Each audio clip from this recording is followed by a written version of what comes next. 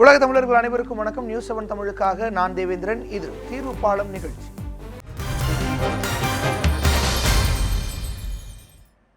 ஒரு காலத்தில் இந்தியாவினுடைய மிகப்பெரிய துறையாகவும் கௌரவமிக்க துறையாகவும் பலம் பொருந்திய துறையாகவும் இருந்தது போஸ்ட் ஆஃபீஸ், அஞ்சல் துறை. ஒவ்வொரு கிராமம் தோறும் இந்திய அரச கட்டமைப்பை கொண்டு சேர்த்த ஒரு பலம் பொருந்திய அமைப்பாக இருந்த நிறுவனமாக இருந்த அதனுடைய நிலை என்று நான் சொல்லி தெரிய வேண்டியதில்லை. நாம் எத்தனை வருடங்களுக்கு முன்னாடி அந்த போஸ்ட் ஆஃபீஸை பார்த்துருக்கோம் அல்லது போஸ்ட் ஆஃபீஸுக்கு போயிருக்கோம்னு நம்முடைய நினைவிலேயே நம்ம எடுத்துக்கலாம். ஏதோ கடந்து போகும் பொழுது இது ஒரு போஸ்ட் ஆஃபீஸ் அல்லது ஏதாவது ஒரு தேவை ஏற்படும் பொழுது தான் நம்ம அதை பார்க்கக்கூடிய ஒரு நிலை இருக்குது. அதற்கு காரணம் போட்டி, இதையெல்லாம் தாண்டி நவீனத்தில் அது எந்த அளவுக்கு தனக்கு அது நவீனத்தை எடுத்துக்கொண்டு இருக்கிறது என்பதையும் பொறுத்து இந்த சூழலில் போஸ்ட் ஆஃபீஸுகளுடைய நிலைமை என்னவாக இருக்குது, தமிழகத்தில் அஞ்சல் துறையினுடைய நிலை என்னவாக இருக்குது, என்னென்ன மாற்றங்கள் உட்புகுத்த வேண்டும் என்பது குறித்து தான் இன்றைய தீர்வுப்பாலம் நிகழ்ச்சியில் பார்க்க இருக்கிறோம். போச்சம்பள்ளி பகுதி, தருமபுரி மாவட்டத்தில் இருக்கக்கூடிய போச்சம்பள்ளி பகுதியில் ஒரு போஸ்ட் ஆஃபீஸில் அங்கே இருக்கக்கூடிய அதிகாரிகள் மக்களை எப்படி நடத்துகிறாங்க அப்படிங்கிறத இந்த தொகுப்பில் பார்க்கலாம். ஒரு 2 நிமிஷத்துல வேலை முடியுங்களா? கம்ப்யூட்டர்ன்றீங்க, ஆபரேட்டர்ன்றீங்க, ஓகே நான் ஒத்துக்கிறேன், இல்லன்றதில்ல. நீங்க ஒரு ஆள் இருக்கிறீங்க, 100 பேர் நிக்கிறாங்க, 2 நிமிஷத்துல முடியுமா உங்களால? முடியாதுல்ல. அதே சுச்சுவேஷன் தான் இங்கேயும். அது தெரிஞ்சுக்க முதல்ல சொல்லுங்க பார்க்கலாம். நான் பார்க்காத மீடியாவா? எல்லாம் பார்த்தாச்சு நாங்க. ஆமா, நாங்க சும்மா உட்காந்துருக்கலைங்க, வேலை பார்த்துட்டு உட்காந்துருக்கோம். நாங்க இங்க காலையில 9 மணிக்கு வந்து நைட் 9 மணிக்கு போயிட்டு இருக்கிறோம். அது தெரியுமா உங்களுக்கு? நீங்க பப்ளிக் வந்துட்டு போயிருங்க, உங்களுக்கு என்ன தெரியும்? 1 நிமிஷம் 2 நிமிஷம் வந்துட்டு போறீங்க. மாசத்துக்கு ஒரு தடவை வரீங்க, நீங்க இல்ல 4 நாளைக்கு ஒரு தடவை வரீங்க. நான் பொழுது நீங்க உட்காந்து வேலை பாக்குறேன், நான் எனக்கு தெரியும். பாருங்க, பாத்ரூம் போவேனா? இங்க பாத்ரூம் கிடையாது, ஒண்ணு கிடையாது. போற பஸ் ஸ்டாண்டுக்கு போகணும். நானு நீங்க என்ன பண்ண சொல்றீங்க? வேணான்னு சொல்லியே 12ல இருந்து 2:30 வரைக்கும் நாங்க நின்னுக்குறோம் 50 பேருக்கு மேல. ஆமா, பண்ணிட்டு தான் இருந்தோம். நாங்க என்ன பண்ணலையா? நீங்க பண்ணவே இல்ல, க்ளோஸ்ல தான். நீங்க பண்ணலன்னு சொல்லி நீங்க பப்ளிக் சொல்றதெல்லாம் நாங்க இது பண்ண முடியாது. நாங்க பண்ணிட்டு இருந்தோம், எங்களுக்கு தெரியும் நாங்க பண்ணது. புரியுதுங்களா? நீங்க க்ளோஸ் பண்ணிட்டு உள்ள சாப்பிட்டு நான் புக் பண்ண டைம் காமிக்கட்டுமா?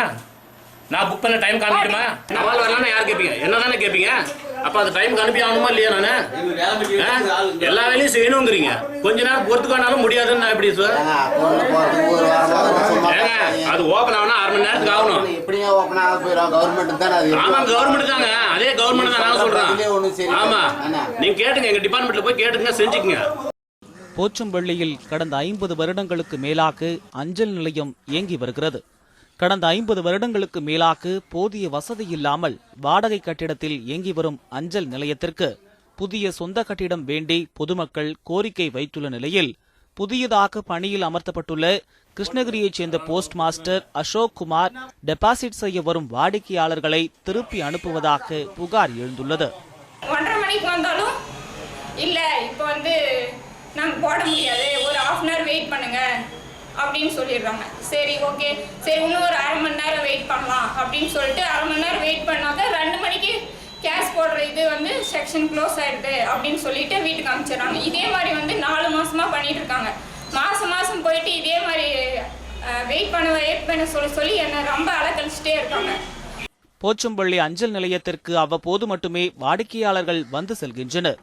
அப்படி வரும் வாடிக்கையாளர்களையும் உதாசீனப்படுத்தி அனுப்புவதாக புகார் வந்துள்ளது. சரிங்க சார், இப்போ என்ன எழுதுங்க சொல்லுங்க.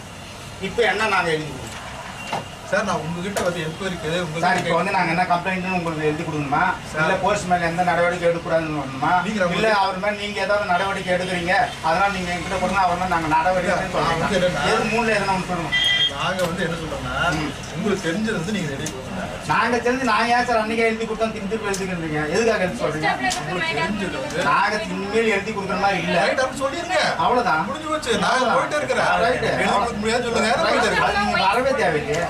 நாங்கள் எங்களுக்கு ஆஃபீஸ் நாங்கள் சொல்லியாச்சு, நடவடிக்கை நீங்கள் அவங்க மேலே தான் போகணும். வேற எதனா நடவடிக்கை நாங்கள் செய்தி போகிறதா எங்கள் வேலை, மற்ற நடவடிக்கை எடுத்து உங்கள் வேலை. நாங்கள் வேறு எதுக்கு வரோம்? நாங்கள் எங்க கைது பண்ணல. பாத்ரூம் இல்லனா கூட ஒரு லேடிஸ் கிட்ட பேசுவாங்க சார். ஒரு டெபாசிட் பண்ண லேடிஸ் வந்தா பாத்ரூம் வசதி இல்ல, அதெல்லாம் நம்ம பேசுவாங்க. ஒரு ஆபீஸ்ல இருக்கறவங்க நீங்க அங்க தான் சார் பாத்ரூம் வசதி இல்ல. நான் வந்து சார் கஸ்டமர் வரவங்க பாத்ரூம் கட்டி தர முடியுமா, டாய்லெட் கட்டி தர முடியுமா? நீங்க என்னன்னா சரியான பாதையில போறீங்க. ஆமா, கடைசி வரைக்கும் போக மாட்டீங்க. இல்ல சார், நாங்க கரெக்டா இருக்கோம். இல்ல சரியான எங்களோட இது கரெக்டா இருக்கு பண்றீங்க. ஆமா, இங்க ரிலீஸ் பண்றீங்க. ஆமா, கடைசி வரைக்கும் போக மாட்டேங்கிறீங்களா? அவனால போச்சம்பள்ளி அஞ்சல் அலுவலகம் காலை 8:30 மணிக்கு துவங்கும் நேரத்தில் டெபாசிட் செய்ய வந்தால் தற்போது அதிக பணி இருக்கின்ற காரணத்தால் மதியம் வருமாறு அனுப்பி வைப்பதாகவும், மதியம் வந்தால் காலை வருமாறு அனுப்பிவிடுவதாகவும் பொதுமக்கள் குற்றம் சாட்டுகின்றனர். மேலும் அலுவலக நேரத்தில் சரியாக பணியாளர்கள் இருப்பதில்லை என வினவினால் இயற்கை உபாதைகள் கழிக்க போச்சம்பள்ளி பேருந்து நிலையம் செல்ல வேண்டியிருக்கிறது எனவும் அஞ்சலக ஊழியர்கள் தெரிவிக்கிறார்கள். ஏதாவது லெட்டரு அது மாதிரி ஏதாவது வந்துச்சுன்னா லேட்டாக தராங்க, ஒழுங்காக லெட்டரை கொடுக்கறதில்ல. அப்புறம் நிறைய ஆதார் கட்டை அந்த மாதிரிலாம் தூக்கி போட்டுறாங்க, வெளியே தூக்கி போட்டுறாங்க, கிழிச்சு வச்சிடுறாங்க. அப்புறம் பார்த்திங்கன்னா எங்கேயாவது திடீர்னு ஏதாவது போஸ்ட் ஆஃபீஸ் அந்த மாதிரி கொரியர் அந்த மாதிரி அனுப்பணும் அப்படின்னா அவங்க என்ன பண்ணுறாங்க, 20 கிராம் வர லெட்டரை 40 கிராமு 50 கிராமு அப்படின்னு சொல்லிட்டு காசு அதிகமாக வாங்குறாங்க. அஞ்சலக சேமிப்பு கணக்கு வைத்திருக்கும் வாடிக்கையாளர்கள் தொடர்ந்து அலைக்கழிக்கப்படுவதாகவும் குற்றம் சாட்டுகின்றனர்.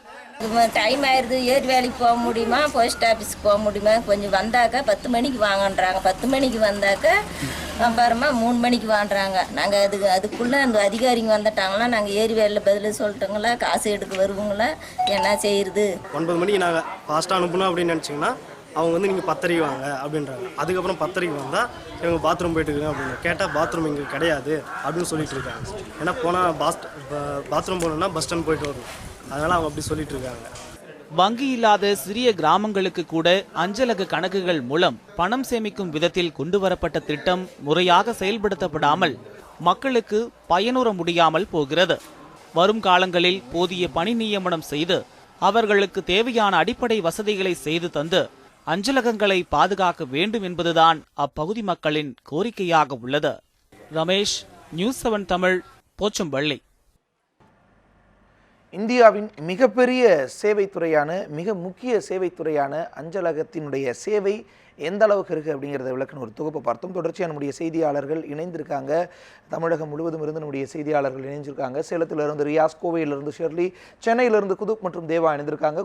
சேலத்திலிருந்து இணைந்திருக்கக்கூடிய ரியாஸ், சேலத்தை பொறுத்தளவு அங்கு அஞ்சல் துறையினுடைய சேவை எந்த அளவுக்கு இருக்குது, நவீன எந்த அளவுக்கு அங்கு உட்புகுத்தப்பட்டிருக்கு, பதிவு செய்யலாம். வணக்கம் தேவேந்திரன். இந்த அஞ்சல் சேவைங்கிறது என்பது பொதுமக்களுடைய ஒரு முக்கியமான சேவையாக கருதப்பட்டு வருகிறது. பல நூறு ஆண்டுகளாகவே பொதுமக்களுக்கான பல்வேறு சேவைகளை செய்து குறிப்பாக கிராமப்புற மக்களுக்கு தேவையான அந்த அஞ்சல் சேவையை, தபால் சேவையை பூர்த்தி செய்வதில் இந்த அஞ்சலகம் முக்கிய பங்கு ஆற்றிட்டு இருக்கு. நாளடைவில் குறிப்பாக கை வடிவில் எழுதப்படும் தபால்களுடைய எண்ணிக்கை குறைந்து போனதால தற்போது தபால் நிலையங்கள் அனைத்தும் இந்த ஜென்ரேஷனுக்கு ஏற்றபடி மேம்படுத்தி வந்துட்டு இருக்காங்க. குறிப்பாக பார்த்தீங்கன்னாக்கா இங்க சேலத்தில் நான் இப்போ தலைமை தபால் நிலையம் முன்பாக இருக்கேன். இந்த சேலத்தில் பழமையான இந்த தபால் நிலையம் தற்போது அதிக மேம்படுத்தப்பட்டு மக்களுக்கு பயன்பெறும் வகையில் மாற்றி அமைச்சிருக்காங்க. கிராமப்புறங்களில் இருக்கிற தபால் நிலையங்கள் பொறுத்த வரைக்கும் அங்கு தபால் சேவைகள் செய்து வந்தாலும் ஆனால் இதனை மேம்படுத்தும் வகையில் பல்வேறு நடவடிக்கை எடுத்து வந்துட்டு இருக்காங்க. குறிப்பாக நான் இப்போ இருக்கிற தலைமை தபால் நிலையம் முன்பாக உள்ளே போயிட்டிருக்கேன். இந்த தபால் நிலையத்தில் பார்த்தீங்கன்னாக்கா முக்கியமாக மேம்படுத்துகிற வகையில் இங்கே தபால் சேவை மட்டும் இல்லாமல் அதாவது பொதுமக்களுக்காக பயன்படும் வகையில் இங்கே ஸ்டேஷனரி பொருட்கள், அதாவது போஸ்ட் ஷாப் என துவக்கப்பட்டு இங்கு பொதுமக்களுக்கு தேவையான அதாவது ஸ்டேஷனரி பொருட்கள், அதே போல புத்தகங்கள் என அனைத்தும் இங்கு விற்பனைக்காக வச்சிருக்காங்க. இது தபால் துறை நலிவடைந்த நிலையில் இருக்க தபால் துறை மீட்பதற்காக இந்த முயற்சிகளை எடுத்து வந்துட்டு இருக்காங்க. அது மட்டும் இல்லாமல் இந்த தபால் துறை தபால் நிலையங்களை பொறுத்த வரைக்கும் பொதுமக்கள் இந்த தபால்களை போஸ்டல், அதாவது இந்த போஸ்டலை பொறுத்த வரைக்கும் 3 தரமாக பிடிச்சிருக்காங்க. அதாவது முதல் தரம் தபால்கள் பொதுமக்களிடையே தற்போது குறைஞ்சி வந்துட்டு இருக்கு. குறிப்பாக 2ஆம் தரம் தபால்கள்னு சொல்லப்படுது தபால் துறையை பொறுத்த வரைக்கும். அதாவது பதிவு தபால், குறிப்பாக பார்த்தீங்கன்னாக்கா அதாவது மொபைலுக்கான அந்த பில்கள், அதே போல உள்ளிட்ட பல்வேறு சேவைகள் அதிகரித்து வந்திருக்கா தெரிவிக்கிறாங்க. தபால் சேவைகள் குறைந்தாலும் இந்த 2ஆம் தர தபால் சேவை அதிகரிச்சிருக்கதா தெரிவிக்கிறாங்க. நான் இங்கே சேலம் தலைமை தபால் நிலையத்தை பொறுத்த வரைக்கும் இந்த பகுதியில் முதல் கீழ்த்தரத்திலே பார்த்தீங்கன்னாக்கா இந்த போஸ்ட், அதாவது போஸ்ட் ஷாப் துவக்கியிருக்காங்க. இந்த போஸ்ட் ஷாப் எந்த அளவில் பயனுள்ள இருக்குன்னு சொல்லி இங்கே பொதுமக்கள் கேட்கலாம். தம்பி, இங்கே போஸ்டல் டிபார்ட்மெண்ட்டில் இந்த போஸ்டல் ஷாப் தொடங்கியிருக்காங்க, அது எந்த வகையில் பயனுள்ளதாக நினைக்கிறீங்க நீங்கள்? ஸோ இதனால் நிறையா யூஸ் இருக்குது. ஏன்னா ஸ்டூடெண்ட்ஸுக்கு நிறையா புக்ஸ் எல்லாம் வச்சுருக்காங்க. ஸோ நிறையா படிச்சிக்க முடியுது, புதுதான விஷயம் தெரிஞ்சிக்க முடியுது. ஸோ இது ஒரு கொஞ்சம் இது வரைக்கும் நல்லா பராமரிக்கல. ஸோ இன்னும் கொஞ்சம் பெட்டராக பண்ணியிருந்தாங்கன்னா எங்களுக்கு இன்னும் யூஸ்ஃபுல்லாக இருக்கும், ஸ்டடீஸுக்காக இருக்கட்டும், புது விஷயம் தெரிஞ்சுக்கிறதுக்கு. ஆரம்ப காலத்தில் இங்கே போஸ்டல் ஸ்டாம்ப் மட்டுமே தான் விற்பனை பண்ணிட்டு வந்தாங்க. இந்த மாதிரியான ஸ்டேஷனரி மற்றும் புத்தகங்கள்லாம் எந்த வகையில் இன்னும் டெவலப் பண்ணணும்னு நினைக்கிறீங்க நீங்கள்? ஸோ எங்களோட தெரிஞ்சிக்காத விஷயம் நிறையா இருக்குது. ஸோ ஒவ்வொரு விஷயம் இங்கே வச்சுருக்காங்க. ஸோ ஆனால் புதுசாக தெரிஞ்சிக்க முடியுது. ஸோ முன்னே வந்து ஸ்டாம்ப்ஸ் அது மட்டும் இருந்துச்சு, இப்போ லைப்ரரி ஸோ சம்திங் புக்ஸ் எல்லாம் வச்சுருக்காங்க. ஸோ இது வந்து கொஞ்சம் நாலேஜ் டெவலப் பண்ணிக்க முடியுது எங்களால். ஸோ இதுவே இன்னும் கொஞ்சம் பெட்டராக பண்ணாங்கன்னா இன்னும் நிறையா விஷயம் நாங்கள் இருந்து தெரிஞ்சுக்குவோம். தேவேந்திரன், குறிப்பாக தபால் நிலையங்களில் புக் ஷாப், அதாவது புக் ஷாப் துவக்கப்பட்டு இந்த இடத்துல புத்தகங்கள் விற்பனை செய்ய வந்தது மாணவர்கள் மத்தியில் ஒரு நல்ல வரவேற்பு பெற்றிருக்கு. ஆனால் இன்னும் இதை வந்து மேம்படுத்தணும்னு சொல்லி ஒரு கோரிக்கை வச்சிருக்காங்க. அது மட்டும் இல்லாமல் இந்த போஸ்ட் ஆஃபீஸில் பொறுத்த வரைக்கும் தற்போது வந்து பேங்கிங், குறிப்பாக பார்த்தீங்கன்னாக்கா தனியார் வங்கிகளுக்கு இணையான வந்து பேங்க் சேவை, அதாவது சேமிப்பு கணக்கு வைத்திருக்கிறதுக்கான சேவையை துவக்கியிருக்காங்க. அதாவது சேலம் கிழக்கு கோட்டத்துக்கு மட்டும் உட்பட்ட 275 தபால் நிலையங்கள் செயல்பட்டு வந்துட்டு இருக்கு. இந்த 275 தபால் நிலையங்களை பொறுத்த வரைக்கும் பார்த்தீங்கன்னாக்கா 2 தலைமை தபால் நிலையங்களும் அதே போல வந்து 65 துணை தபால் நிலையங்களும் செயல்பட்டு வந்துட்டு இருக்கு. இதுல வந்து அந்த போஸ்டல் டிபார்ட்மெண்ட் சேமிப்பு கணக்கு துவங்கி இருக்காங்க. அவர்களுக்கு ஏடிஎம் கார்டுகள் வழங்கப்பட்டிருக்கு. இந்த ஏடிஎம் கார்டுகள் மூலமாக அவர்கள் எந்த வங்கியில் ஏடிஎம் மிஷினில் பணத்தை ஏற்றுக்கொள்ளலாம். அதே போல குறைந்த கட்டணமாக 50 ரூபாய் மட்டுமே வந்து செலுத்தினால் போதும் இந்த இந்த வங்கி கணக்கை செலுத்திக்கலாம். தற்போது இந்த பொதுமக்கள் கேட்கலாம், அம்மா நீங்க சொல்லுங்க, இந்த போஸ்டல் டிபார்ட்மெண்ட்ல வங்கி கணக்கு வச்சிருக்கீங்க, எந்த வகையில் பயனுள்ளதா இருக்கு? மற்ற வங்கிகளுக்கும் இந்த போஸ்டல் டிபார்ட்மெண்ட்ல இந்த கணக்கு தொடர்பு எப்படி பயனுள்ளதா இருக்கு உங்களுக்கு? வங்கிங்க எல்லாம் வந்து பேலன்ஸ் வந்து 5000 ரூபாய் 10000 ரூபாய் வைக்க சொல்றாங்க. இப்போ தபால் தலையிலன்னும் போது 50 ரூபாய் 100 ரூபாய் இருந்தாலே போதும்ன்றது எங்களுக்கு ரொம்ப இதுவாக இருக்கு, யூஸ்ஃபுல்லாக இருக்கு. அதனால எங்களுக்கு இது ரொம்ப பயனுள்ளதாக இருக்குது. இது எங்களுக்கு இன்னும் என்ன வகையில் இன்னும் மேம்படுத்தணும்னு நினைக்கிறீங்க நீங்க? ஜனங்களுக்கு இது இன்னும் தெரியணும். நிறைய பேருக்கு தெரியல. பிரைவேட் பேங்க் அந்த அட்வர்டைஸ்மெண்ட்டை பார்க்குறாங்க, அதை பார்த்துட்டு இங்கே போகலாம் அங்கே போகலான்றதான் ஜனங்களுக்கு ரொம்ப இதுவாக இருக்குது. இது வந்து இவங்க இன்னும் நல்ல அட்வர்டைஸ்மெண்ட் கொடுத்தாதான் அவங்களுக்கு வந்து அந்த இது விழிப்புணர்வு தெரியும். இவங்களுக்கு இந்த மாதிரி இருக்கிறாங்க, இப்போ நம்ம இதுலேயும் இதெல்லாம் நமக்கு தெரியலையேன்ற ஒரு இது அவங்களுக்கு இருக்கும். அது வந்து இப்போ இந்த மாதிரி சொன்னாங்கன்னா அவங்களுக்கு வந்து ரொம்ப யூஸ்ஃபுல்லாக இருக்கும். நிறைய பேர் வர்றதுக்கு வாய்ப்புகள் இருக்குது. தேவேந்திரன், குறிப்பாக இந்த வங்கி கணக்கு, அதாவது தபால் நிலையங்களில் இந்த வங்கி கணக்கு தொடர்பான கருத்தை கேட்டிருப்பீங்க. அதாவது சேலம் கிழக்கு கோட்டத்தில் மட்டும் பார்த்தீங்கன்னாக்கா 8,34,286 பேர் கணக்கு வச்சிருக்காங்க. அதே போல நாள்தோறும் இந்த கணக்கு துவங்குவர்களுடைய எண்ணிக்கை வந்து நாள்தோறும் அதிகரிச்சுட்டு இருக்கு. அதே போல இந்த சேலம் தபால் நிலையத்தில் தமிழகத்தில் முதல் முறையா அதாவது பாஸ்போர்ட் சேவை தபால் நிலையங்களோட இணைத்திருக்காங்க. இது கடந்த வாரம் துவக்கப்பட்டு நடைபெற்று வந்துட்டு இருக்கு. அதாவது சேலம், நாமக்கல், தருமபுரி, கிருஷ்ணகிரி உள்ளிட்ட பல்வேறு மாவட்டங்களைச் சேர்ந்த மக்கள் அவங்க பாஸ்போர்ட் எடுக்கணும்னாக்கா கோயம்புத்தூர்ல போய் நாள் கணக்கில் காத்திருக்க வேண்டிய சூழ்நிலை ஏற்பட்டிருந்தது. தற்போது சேலத்திலேயே குறிப்பாக பார்த்தீங்கன்னா தபால் நிலையத்திலே வந்து பாஸ்போர்ட் சேவை வந்து துவக்கப்பட்டிருக்கு. இந்த பாஸ்போர்ட் சேவை இங்கு நவீன வசதிகளுடன் குறிப்பாக இந்த பாஸ்போர்ட் சேவை வந்து இங்கு வந்து துவக்கப்பட்டிருக்கு. குறிப்பாக நவீன வசதிகள், அதாவது சேலத்தில் வாழ்கின்ற பொதுமக்கள் வந்து கோயம்புத்தூர்ல போய் அவங்களுடைய பாஸ்போர்ட்டை வந்து எடுக்க வேண்டிய சூழ்நிலை ஏற்பட்டிருக்கு. இதனால வந்து அவங்களுடைய பயணம் மற்றும் வந்து பல்வேறு வகையில் வந்து பாதிக்கப்பட்டு வந்தாங்க. தற்போது சேலத்திலேயே கடந்த வாரம் இந்த பாஸ்போர்ட் சேவை வந்து இங்கே துவக்கப்பட்டதால சேலம் மாவட்ட மக்கள் மட்டும் இல்லாமல் சேலம் மற்றும் அதை சுற்றியுள்ள பல்வேறு மாவட்டங்களை சேர்ந்த மக்களும் வந்து பயனடைஞ்சிருக்காங்க. தற்போது இந்த பாஸ்போர்ட் சேவை துவக்கப்பட்டது குறித்து இந்த பாஸ்போர்ட் நிலைய அதிகாரி நம்மிடையே இருக்காரு, பேசலாம். சார் வணக்கம். தற்போது சேலத்தில் இந்த பாஸ்போர்ட் சேவை வந்து துவக்கியிருக்கீங்க, இது பொதுமக்கள் மத்தியில் எவ்வளவு வரவேற்பு பெற்றிருக்கு? இந்த சேலம் பாஸ்போர்ட் சேவா கேந்திரா கடந்த போன வாரம் தமிழக முதலமைச்சர் அவர்களால் எம்பி அவர்கள் முன்னிலையில் திறக்கப்பட்டது. இந்த சேலம் பாஸ்போர்ட் கேந்திராவில் தினசரி 100 மனுக்கள் வருகின்ற எங்களுக்கு இங்கே அதை ப்ராசஸ் பண்ணி நாங்கள் கோயம்புத்தூருக்கு அனுப்புகிறோம். இன்னும் 2 மாதத்தில் அனைத்து வேலைகளும் இங்கே முடியும் அளவுக்கு ஏற்பாடு செய்து கொண்டிருக்கிறோம். குறிப்பாக அதாவது சராசரியாக பார்த்தீங்கன்னாக்கா ஒரு நாளைக்கு இங்கே 100 பேர் வந்து அப்ளிகேஷன் பண்ணுறாங்க. அவங்க இன்டர்வியூ போகணுன்னா கோயம்புத்தூருக்கு போய் அந்த இன்டர்வியூ அட்டன் பண்ண வேண்டிய சூழ்நிலை ஏற்பட்டது. தற்போது சேலம் தமிழகத்தில் முதல் முறையாக அஞ்சல் அகங்களோட சேர்ந்து தற்போது இந்த பாஸ்போர்ட் சேவை துவக்கப்பட்டதால் சேலம் மட்டுமல்ல அதை சுற்றியுள்ள மக்கள் பயனடைகிறாங்க. அதாவது பொதுமக்கள் இது குறித்து எந்த வகையில் பயனடைகிறாங்க? குறிப்பாக தொழிலதிபர்களும் பாஸ்போர்ட் எடுக்க வேண்டும் என்றால் அந்த ஊருக்கு செல்ல வேண்டிய சூழ்நிலை ஏற்பட்டிருக்கு. சார் வணக்கம். சார் நீங்கள் சொல்லுங்கள், குறிப்பாக இந்த பாஸ்போர்ட் சேவை சேலத்துக்கு வந்ததால் எந்த மாதிரியான பயன் ஏற்பட்டிருக்கு உங்களுக்கு?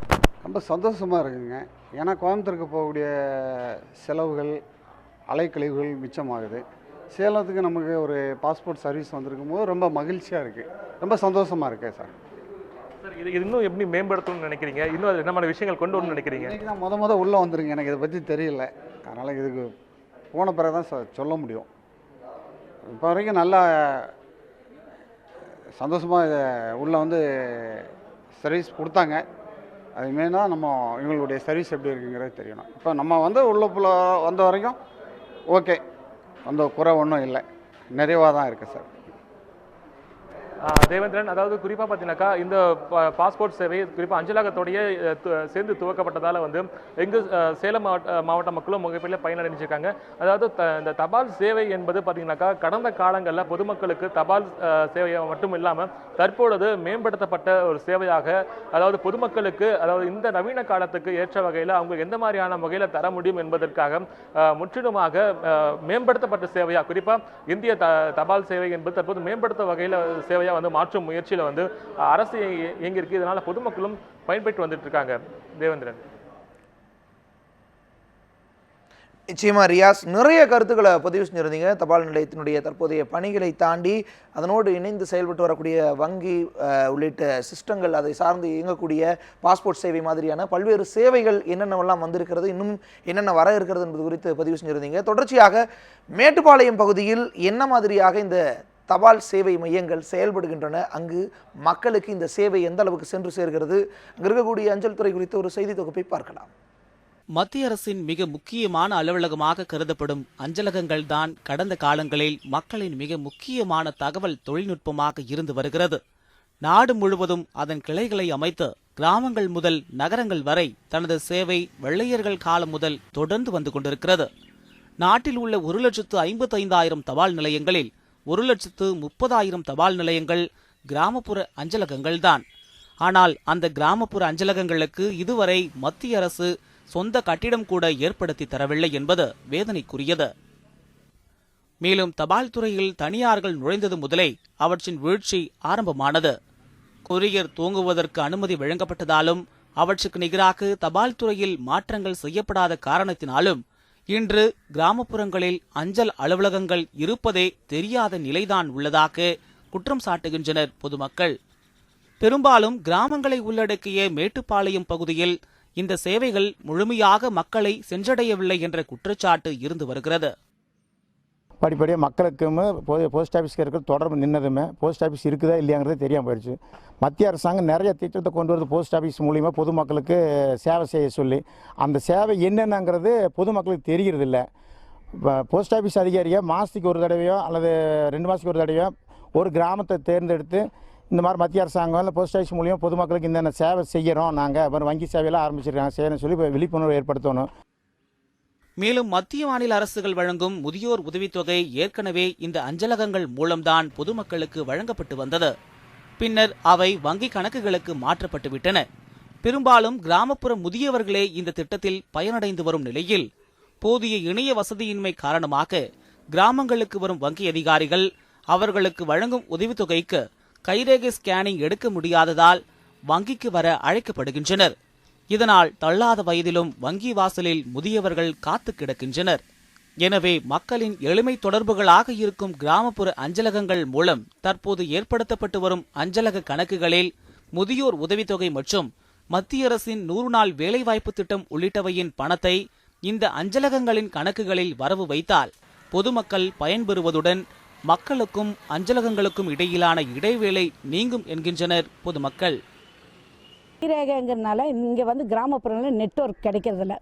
அதனால் வங்கி ஊழியரும் ரொம்ப கஷ்டப்படுறாங்க. நம்ம முதியோர்களும் அங்கே போய் வாங்க முடியாமல் வயதானவங்க இங்கே வந்து கஷ்டப்படுறாங்க. அதனால் தபால் நிலையம் மூலிமா பணம் கொடுத்தா மக்களுக்கு ரொம்ப சௌகரியமாக இருக்கும். ஆனால் இது குறித்து பேசும் கிராமப்புற தபால் துறை ஊழியர்கள் கடந்த 70 ஆண்டுகளாகவே கிராமப்புற அஞ்சல் சேவையில் ஈடுபட்டு வரும் தங்களுக்கு தேவையான எந்தவித அடிப்படை கோரிக்கையும் இதுவரை மத்திய அரசு நிறைவேற்றவில்லை என்றும் தங்களை தபால்காரர் என சீருடை கூட வழங்காததால் நாங்களாக சொல்லாத வரை நாங்கள் தபால்காரர்கள் என பொதுமக்களுக்கு தெரியாத நிலைதான் உள்ளதாக புகார் தெரிவிக்கிறார்கள். தாங்கள் இன்னும் பகுதி நேர ஊழியர்களாகத்தான் பணியில் இருந்து வருவதாகவும் தங்களுக்கான ஊதியமாக வெறும் 6,000 ரூபாய் மட்டுமே வழங்கப்படுவதாக குற்றம் சாட்டுகின்றனர். கிராமப்புற தபால் ஊழியர்களுக்காக கமலேஷ் சந்திரா அறிக்கையை நிறைவேற்றி கிராமப்புற அஞ்சல் அலுவலகங்களை முழுநேரமாக மாற்றினால்தான் மக்களுக்கு அஞ்சலக சேவைகள் முழுமையாக சென்றடையும் என தெரிவிக்கின்றனர். பகுதி நேர ஊழியர்களாக நாங்கள் இருக்கிற வரைக்கும் எங்களுக்கு இந்த பிரச்சனை இருக்கும். அதாவது இந்த எக்கனாமிக்காக வந்து அதை கொண்டு போக முடியாது. இதே எங்களை முழு நேர ஊழியராக்கும்னு சொல்லி அந்த கமிட்டி ரிப்போர்ட் சொல்லுது. சரிங்களா? அப்படியே இப்போ வந்து அந்த நிறையா ஸ்கீம் கவர்மெண்ட் கொண்டு வந்திருக்குது. எஸ்பி, ஆர்டி, டிடி இல்லைங்களா? அப்போ இன்சூரன்ஸு எல்லா ஸ்கீமும் நாங்கள் எஸ்எஸ்சிஏ இதெல்லாம் நாங்களும் செய்கிறோம். சரிங்களா? ஆனால் இவங்க கொடுக்கப்பட்ட பகுதி நேர வேலை 4 மணி நேரத்தில் அதை செய்ய முடியாது இல்லைங்களா? இவங்க வந்து பகுதி நேரத்தை வந்து ஒரு 7 மணி நேரம் 8 மணி நேரம் நேரத்தை இன்க்ரீஸ் பண்ணாவே நாங்கள் வந்து அந்த வேலையை எக்ஸ்ட்ரா செய்வோம். தற்போது உள்ள மோடி சர்க்கார் அஞ்சல் துறையை மீட்டெடுக்க பொதுமக்களுக்கு பயனளிக்கும் வங்கி மாதிரியான சேமிப்பு கணக்குகள், இன்சூரன்ஸ், பெண் குழந்தைகள் பாதுகாப்பு திட்டம் உள்ளிட்ட பல்வேறு திட்டங்களை அறிமுகப்படுத்தினாலும் அது குறித்த விழிப்புணர்வினை பொதுமக்களிடம் ஏற்படுத்த தவறிவிட்டது என்கிறார்கள். பயன்படுத்தலைங்க, தெரிய மாட்டேங்குது, என்னன்னு தெரியலிங்க. அது இல்லை, ஒரு சில பண்ணியிருக்காங்க, ஒரு சில பண்ண மாட்டேங்கிறாங்க. அது பயன்படுத்தினா நல்லாயிருக்கும். இன்னும் கொஞ்சம் நல்ல வளர்ச்சி அடிங்க கிராமப்புறங்களில். ஏன்னா நம்ம ஊர்லேயே வச்சு போட்டு நம்ம வெளியில் போக நீங்கள் வந்து 6 கிலோமீட்டர் 7 கிலோமீட்டர் போக அவசியம் இல்லைங்க. நம்ம இங்கே யூஸ் பண்ணிக்கலாம். அது மக்களுக்கு இன்னும் தெரியலிங்க. அது விழிப்புணர்வு பண்ணால் கொஞ்சம் நல்லாயிருக்கணும். ஏன்னா எல்லா திட்டமும் தராங்க, லோனாகட்டும் எல்லாமே தராங்க. போஸ்ட் ஆஃபீஸுங்கிறது வந்து நமக்கு மெயினாக வந்து கவர்மெண்ட்டோட மத்திய அரசோட தான் மெயின். இதை யூஸ் பண்ணி பண்ணோம்னா நல்லாயிருக்கும். இது குறித்து பேசிய மேட்டுப்பாளையம் அஞ்சல் நிலையம் துணை அதிகாரி, தற்போது இந்த திட்டம் குறித்து மக்களிடையே விளக்க உரிய நடவடிக்கை எடுக்கப்பட்டு வருவதாக தெரிவித்தார். நாங்களாம் சிம்பிளிஃபைட் ஃபார்ம் தான் வச்சுருக்கோம். ஒரு ஆதார் அட்டை ஜெராக்ஸும் ஒரு 2 ஃபோட்டோவும் ஒரு அட்ரஸ் ப்ரூஃபும் கொடுத்தா போதும். ஒரு 50 ரூபாவுக்கே நாங்கள் அக்கௌண்ட் ஓப்பன் பண்ணி கொடுத்துருவோம். அதே மாதிரி இந்த சுய உதவிக்குழு, அப்புறம் இந்த கவுன்சிலர்ஸ், லோக்கல் பாடிஸ் எல்லாத்தையும் நாங்கள் காண்டாக்ட் பண்ணியிருக்கோம். அவங்க எல்லாத்தையும் வந்து நாங்கள், அதாவது ஒரு வீட்டுக்கு ஒரு அக்கௌண்ட் இருக்கணும், ஒரு சேமிப்பு கணக்கு வந்து எல்லார் வீட்லேயும் இருக்கணும் அப்படிங்கிறது வந்து நாங்கள் இப்போ மொபிலைஸ் பண்ணிகிட்ருக்கோம். இந்தியாவின் முதுகெலும்பாக திகழ்வது கிராமங்கள்தான். கிராமங்களின் வளர்ச்சியே நாட்டின் வளர்ச்சி என்பதை அறிந்து அரசு செயல்பட்டால் மட்டுமே இந்தியாவின் வல்லரசு கனவு மெய்ப்பிக்கும். செந்தில்குமார், நியூஸ் 7 தமிழ், மேட்டுப்பாளையம். மக்கள் சேவையில் அஞ்சல் துறை எந்த அளவுக்கு இருக்குது அப்படிங்கிறது குறித்து பேசலாம். நம்மிடையே தற்பொழுது சென்னையிலிருந்து செய்தியாளர் தேவா இணைந்திருக்கிறார். அஞ்சல் துறையின் உயரதிகாரியோடு இணைந்திருக்கிறார். தேவா, ஏன் மக்களிடமிருந்து அந்நியப்பட்டு கொண்டே இருக்கின்றது இந்த அஞ்சல் துறை? இதை மக்களிடம் மீண்டும் ஒரு சேவை பாதையில் நிலைநிறுத்துவதற்கு என்னென்ன நடவடிக்கைகள் எடுக்கப்பட்டு இருக்கு, பதிவு செய்யலாம். நம்முடன் சென்னை மண்டல அஞ்சலக இயக்குனர் கோவிந்தராஜன் இருக்கிறார். நாம் அவரிடம் இது குறித்து கூடுதல் தகவல்களை கேட்கலாம். வணக்கம் சார்.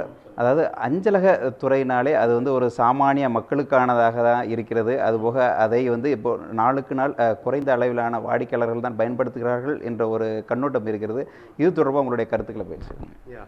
இப்போது அதாவது அஞ்சல் துறை என்பது வந்து ஒரு பாரம்பரியமான ஒரு துறை என்பது எல்லாருக்கும் தெரிஞ்ச விஷயம்தான். கடந்த 150 ஆண்டுகளுக்கு மேலாக இருக்கிறது. இப்போ பாரம்பரியமாக இருக்கிற ஒரு துறை வந்து இன்றைக்குள்ள சூழ்நிலைக்கு ஏற்ற மாதிரி ஒரு கணனி மயமாக்கப்பட்ட எலக்ட்ரானிக் உலகத்தில் சர்வே ஆகுமா அப்படிங்கிற கேள்வி பல பேர்கிட்ட இருக்குது. அதற்கு பதில் சொல்கிற மாதிரி தான் எங்களுடைய செயல்பாடு சமீப காலமாக இருந்துகிட்ருக்கு. நிச்சயமாக சமீபத்தில் சொல்லணும்னா உங்களுக்கு வந்து இந்த பண பரிமாற்ற பிரச்சனை வந்தபோது வங்கிகளுக்கு இணையாக, இன்னும் சொல்லப்போனால் வங்கிகளை விட சிறப்பாக செயல்பட முடியுது எங்களால். அதே மாதிரி ஒரு செல்வ மகள் திட்டம், சுகன்யா சம்ருதி யோஜனா அப்படிங்கிற திட்டம் வந்து வங்கிகளையும் செயல்படுத்தப்பட்டது, அஞ்சலகத்தையும் பண்ணப்பட்டது. இந்தியாவில் உள்ள எல்லா வங்கிகளையும் சேர்த்து ஒரு 2.5 லட்சம் அக்கௌண்ட் தான் அவங்களால ஓப்பன் பண்ண முடிஞ்சது. அதே நேரத்தில் அஞ்சல் துறை மட்டுமே ஒரு 22 லட்சத்துக்கு மேலே அக்கௌண்ட்டுகளை வந்து ஒரு மாத காலத்திலே ஓப்பன் பண்ண முடிஞ்சிருக்குன்னா என்ன அர்த்தம்னா, எங்கிட்ட அந்த காலத்தில் வந்து ஒவ்வொரு தனிப்பட்ட போஸ்ட் ஆஃபீஸும் தனித்தட்ட போஸ்ட் ஆஃபீஸாக இருந்தது. இப்போ எல்லா போஸ்ட் ஆஃபீஸும் கம்ப்யூட்டரைஸும் செய்யப்பட்டு நெட்வொர்க்லேயும் இணைக்கப்பட்டு ஒரு போஸ்ட் ஆஃபீஸில் இப்போ வந்து கன்னியாகுமரியிலேயோ தூத்துக்குடியிலே நடக்கிற ஒரு போஸ்ட் ஆஃபீஸில் எவ்வளோ டிரான்சாக்ஷன் நடக்குது அப்படிங்கிறது வந்து டெல்லியில் இருக்கிற ஒரு அதிகாரிகளால் பார்க்க முடியும். அதே மாதிரி ஒரு ஊட்டியில் உள்ள ஒரு போஸ்ட் ஆஃபீஸில் இருக்கிற ஒருத்தர் அவங்களோட டிரான்சாக்ஷனை அவர் வெளியூரில் போயிருக்கிறாரு, டெல்லியில் டிரான்சாக்ட் பண்ண முடியுது. ஒரு சேவிங்ஸ் அக்கௌண்ட் வந்து எங்கே வேணாலும் ஆப்ரேட் பண்ண முடியுது. அதாவது வங்கிகளுக்கு இணையாக, இன்னும் சொல்லப்போனால் வங்கிகளை விட சிறந்த சர்வீஸை வந்து கொடுக்கக்கூடிய ஒரு நிலையில் தான் வந்து அஞ்சல் துறை பண்ணிகிட்ருக்கோம். சார், அஞ்சல் துறை வந்து ஒரு 160 ஆண்டு கால பாரம்பரியம் அப்படிங்கிற ஒரு கருத்தை நாம் பதிவு பண்ணாலும் இன்னும் அஞ்சலகங்களில் வந்து ஒரு நீண்ட வரிசையில் காத்திருக்க வேண்டிய ஒரு சூழல் இருக்குது அப்படிங்கிற ஒரு வாடிக்கையாளர்கள் ஒரு குற்றச்சாட்டை வைக்கிறாங்க. அஞ்சலகங்களில் அதாவது ஒரு விஷயம் நம்ம புரிஞ்சுக்கணும். இல்லை, எவ்வளோ போஸ்ட் ஆஃபீஸ் இருக்குது தமிழ்நாட்டில், எவ்வளோ வங்கிகள் இருக்குது அப்படின்னு பார்த்தீங்கன்னா, கம்பேரிட்டிவ் பார்த்தீங்கன்னா கிட்டத்தட்ட ஒரு வங்கிகளுடைய எண்ணிக்கையை விட ஒரு 3 மடங்கு 4 மடங்காவது போஸ்ட் ஆஃபீஸ் இருக்கும். ஒரு தனி நபர் இருக்கக்கூடிய போஸ்ட் ஆஃபீஸ் கூட இருக்குது. ஒரு சிங்கிள் கவுண்டர் இருக்கும். அவரே வந்து ஸ்பீட் போஸ்ட் புக் பண்ணுவார், ரிஜிஸ்டர் லெட்டர் புக் பண்ணுவார், மணி ஆர்டர் புக் பண்ணுவார், போஸ்ட்மேனை வெளியே அனுப்புறதுக்குள்ளே ஏற்பாடு பண்ணுவார். அந்த மாதிரி சில சிரமங்கள் சில இடங்களில் நாங்கள் கவனிச்சு தான் இருக்கோம். முக்கியமாக இப்போ சென்னை அது மாதிரி பெரிய வளரக்கூடிய நகரங்களில் பார்த்திங்கன்னா அந்த வளர்ச்சி அடையக்கூடிய இடங்கள் தாம்பரம் மாகாணம் அந்த பகுதிகளெலாம் பார்த்திங்கன்னா தேவையான அளவுக்கு சிலப்போ ஸ்டாஃப் இல்லைங்கிறது எங்களுக்கு கவனத்துக்கு வந்துகிட்ருக்கு. அதை பல இடங்களில் வந்து இப்போது எங்கே ஸ்டாஃப் அதிகமாக இருக்காங்களோ அதை எடுத்து இல்லாத இடங்களுக்கு கொடுத்துட்ருக்கோம். ரெக்ரூட்மெண்ட்டும் பார்த்திங்கன்னா இப்போது போஸ்டல் அசிஸ்டன்ட் ரெக்ரூட்மெண்ட்டாக இருக்கட்டும், போஸ்ட்மேன் ரெக்ரூட்மெண்ட்டாக இருக்கட்டும், கடந்த 2-3 வருஷமாக வந்து தொடர்ந்து செஞ்சிட்ருக்கோம். அது இடையில வந்து ஒரு 2-3 வருஷங்களுக்கு முன்னாடி கொஞ்சம் தொய்வு இருந்தது. இப்போது ரெக்ரூட்மெண்ட் வந்து ஈவன் இளைஞர்கள்லாம் இப்போ நிறையா போஸ்ட்மேனாக வந்துட்டுருக்குறாங்க. இப்போது இந்த பற்றாக்குறைங்கிறது நிச்சயமாக கூடுதலாக இருக்காது. எங்களுடைய போஸ்டல் சூப்பர்டென்ட்ஸ் எல்லார்ட்டையுமே வந்து இது அலர்ட்டாக பாருங்கள். ரெண்டாவது இப்போது வர இப்போ வந்து பொதுமக்கள் மட்டும் இல்லாமல் இளைஞர்கள் மட்டும் இல்லாமல் ஈவன் கணினிமயமாக்கப்பட்ட இடங்களில் ஒர்க் பண்ணக்கூடிய ஐடி எம்ப்ளாயிஸ் கூட வந்து அஞ்சலகங்களை நோக்கி வர ஆரம்பிச்சிருக்காங்க. இன்னும் சொல்லப்போனால் எங்கள் ஊழியர்களே கஸ்டமரை நோக்கி போயிட்டு இருக்கக்கூடிய சூழ்நிலைலாம் நிறையா நம்ம பார்க்குறோம். அதனால் வந்து இப்போது ஒரு டைனமிக்கான சுச்சுவேஷன் வந்துட்டுருக்கு. ரெண்டாவது கம்ப்யூட்டரைசேஷனும் நெட்வொர்க்கிங்கும் நடந்துட்டு இருக்கிறதுனால பல ஊழியர்களை வந்து அந்த மாதிரி வேலைகளையும் செஞ்சுட்ருக்காங்க. அதனால தான் அந்த பற்றாக்குறை சில இடங்களில் ஃபீல் பண்ணுவீங்கன்னு நினைக்கிறேன். அதுக்கு ஏற்ற மாதிரி உள்ள நடவடிக்கைகளை வந்து நாங்கள் தமிழ்நாடு முழுவதும் எடுத்துகிட்ருப்போம். அந்த மாற்றத்தை தமிழ்நாடு மக்கள் நிச்சயமாக உணர்வார்கள். சார், அதாவது தொழில்நுட்பங்கள் வளர்ந்து வந்தாலும் இன்னும் பல்வேறு இடங்களில் வந்து இந்த தபால் பட்டுவாடாவில் வந்து இன்னும் தாமதமாகுது. அப்படி இல்லைன்னா ஒரு சில இடங்களில் தபால் ஊழியர்கள் வந்து பட்டுவாடாவே பண்ணுவது இல்லைங்கிற ஒரு குற்றச்சாட்டு இருக்குது. இல்லை, இந்த குற்றச்சாட்டு வந்து முழுமையாக இருக்குமான்னு தெரியாது. இப்படி ஒரு சில இடங்களில் இருக்க வாய்ப்பு இருக்குது. ஏன்னா அதாவது டிமாண்ட் அண்ட் சப்ளைக்குள்ள ஒரு கேப். இப்போ பார்த்தீங்கன்னா இப்போது எகெயின் ஒரு சென்னை அவுட்ஸ்கேட்டில் இருக்கக்கூடிய இடங்களை தான் சொல்லணும். இப்போ வேளச்சேரி, அந்த பக்கம் பள்ளிக்கரணை, இந்த பக்கம் திருவேற்காடு, அது மாதிரி சில அவுட்ஸ்கேட்டில் பார்த்தீங்கன்னா ஏற்கனவே இருந்த போஸ்ட் ஆஃபீஸில் ஒரு குறிப்பிட்ட போஸ்ட்மேன் தான் இருந்திருப்பாங்க. இப்போது வெர்டிக்கல் வளர்ச்சி, ஹரிசாண்டல் வளர்ச்சி, திடீர்னு அப்பார்ட்மெண்ட் வருது, திடீர்னு பல இடங்கள் வரும்போது இது மாதிரி கோவை, மதுரை எல்லா மாவட்டங்களில் உள்ள வளர்ச்சி அடைவுள்ள இடங்களில் வந்து போதுமான இடங்களில் சில மேபி திடீர்னு வால்யூம் ஆஃப் லெட்டர்ஸும் வரக்கூடிய சுச்சுவேஷனில் வந்து சில இடங்களில் வந்து குறைபாடுகள் இருக்க வாய்ப்பு இருக்குது. பட் இப்போ உள்ள சுச்சுவேஷனில் பார்த்தீங்கன்னா டே டு டே பேசிஸில் ஒரு நெட்வொர்க்கிங்லேயே நாங்கள் மானிட்டர் பண்ணிகிட்ருக்கோம். சுச்சுவேஷனுக்கு ஏற்ற மாதிரி தேவையான மேன் பவர் வந்து கொடுக்க சொல்லியிருக்கோம். பல இடங்களில் வந்து எங்கள் அஞ்சலக சூப்பரண்ட் என்ன சொல்லியிருக்கோம்னா, ஈவன் தேவைப்பட்டால் வெளியிலேருந்து கூட ஆளுங்களை ஹையர் பண்ணிக்கோங்க, எப்படி கொரியர்ஸ் பண்ணுற மாதிரி ஹையர் பண்ணிட்டு கூட அந்த ஷார்ட்டேஜை சரி பண்ணிருக்குங்கன்னு சொல்லியிருக்கோம். அதனால் அந்த குறைபாடை வந்து கூடி வரைக்கும் இல்லாத மாதிரி நல்ல சேவையை கொடுக்கறதுக்கு நாங்கள் ஏற்பாடு நிச்சயமாக செய்வோம். தொடர்ச்சியாக உயரதிகாரி சொல்லும் பொழுது அவர் பதிவு செய்யக்கூடிய விஷயம், சில குறைபாடுகள் இருந்தாலும் அது பெரிய அளவில் சரி செய்யப்படுவதற்கான வாய்ப்பு இருக்கின்றது, சரி செய்வதற்கான முயற்சிகளை மேற்கொண்டுட்டு இருக்கோம்னு சொல்கிறார். ஆனால் அதே நேரத்தில் கோவையில் சமீபத்தில் இருந்த ஒரு கண்டெடுத்த ஒரு நிகழ்வு அப்படிங்கிறது ரொம்ப மோசமான ஒரு விஷயமா இருந்துச்சு. மாணவர்கள் தூர்வாரும் பொழுது ஏராளமான வாடிக்கையாளர்களுக்கு செல்ல வேண்டிய அஞ்சல் நிறைய இருந்துச்சு, கடிதங்கள் நிறைய இருந்துச்சு, அவர்களுக்கு சென்று சேர வேண்டிய பல முக்கியமான ஆவணங்கள்லாம் இருந்ததை வந்து பார்க்க முடிஞ்சிருந்துச்சு. தூர்வாரும் பொழுது கிடைத்திருந்துச்சு. இது ஒரு பெரிய அதிர்ச்சி ஏற்படுத்திருந்துச்சு. அங்கே இருக்கக்கூடிய அந்த நிலைமையை, அந்த நிகழ்வை விளக்குது இந்த தொகுப்பு. கோவை மாவட்டத்தில் உள்ள குளங்களில் பேரூர் பெரிய குளம் முக்கியமானது. ஞாயிற்றுக்கிழமை தூர்வாரும் பணியில் ஈடுபட்டார்கள். அப்போது குளத்தின் ஒரு பகுதியில் கோவை சுண்டக்காமுத்தூர் தபால் நிலையத்திற்குட்பட்ட கடிதங்கள் பிரிக்கப்படாமல் குவியல் குவியலாக கிடந்தது. அங்குள்ளவர்கள் மத்தியில் இது அதிர்ச்சி ஏற்படுத்தியது.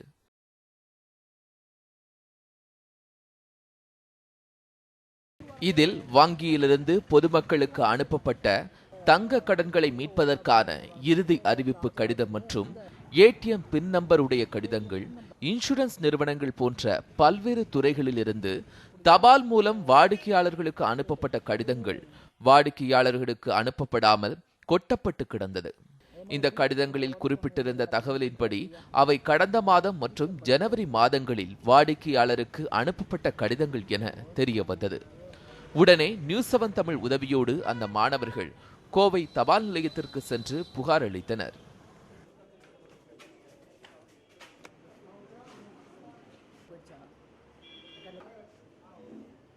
இந்த மாதிரி ஒரு 5 ரூபா 10 ரூபா ஒட்டி நம்மளுக்கு முக்கியமான தபால் வந்து அரசு தபால் துறையில் கொடுக்குறதே இந்த மாதிரி இருக்குன்னா இப்போ எப்படி தனியார் துறைகளை நம்பி நம்ம கொடுக்க முடியும் அப்படிங்கிறதுனால நாங்கள் உடனே அதை வந்து அரசு துறை தபால் துறை கவனத்துக்கு கொண்டு போயிருக்கோம். எங்களுக்கு வந்து இது ரொம்ப அதிர்ச்சி தர செயலாக இருக்குது. இந்த மாதிரி எங்கேயும் நடக்கக்கூடாது அப்படின்னு எங்களுக்கு தோணுச்சு. அதனால இதை வந்து தபால் துறை கொடுத்துருக்கோம். அவங்க வந்து அந்த தபால் துறை ஊழியர் மேலே கடுமையான நடவடிக்கை எடுக்கணும்னு சொல்லியிருக்காங்க. தபால் நிலையத்தில் புகார் அளிக்கப்பட்டதற்கு பிறகு கோவை மாவட்ட தபால் நிலைய துணை கண்காணிப்பாளரை நாம் அணுகினோம்.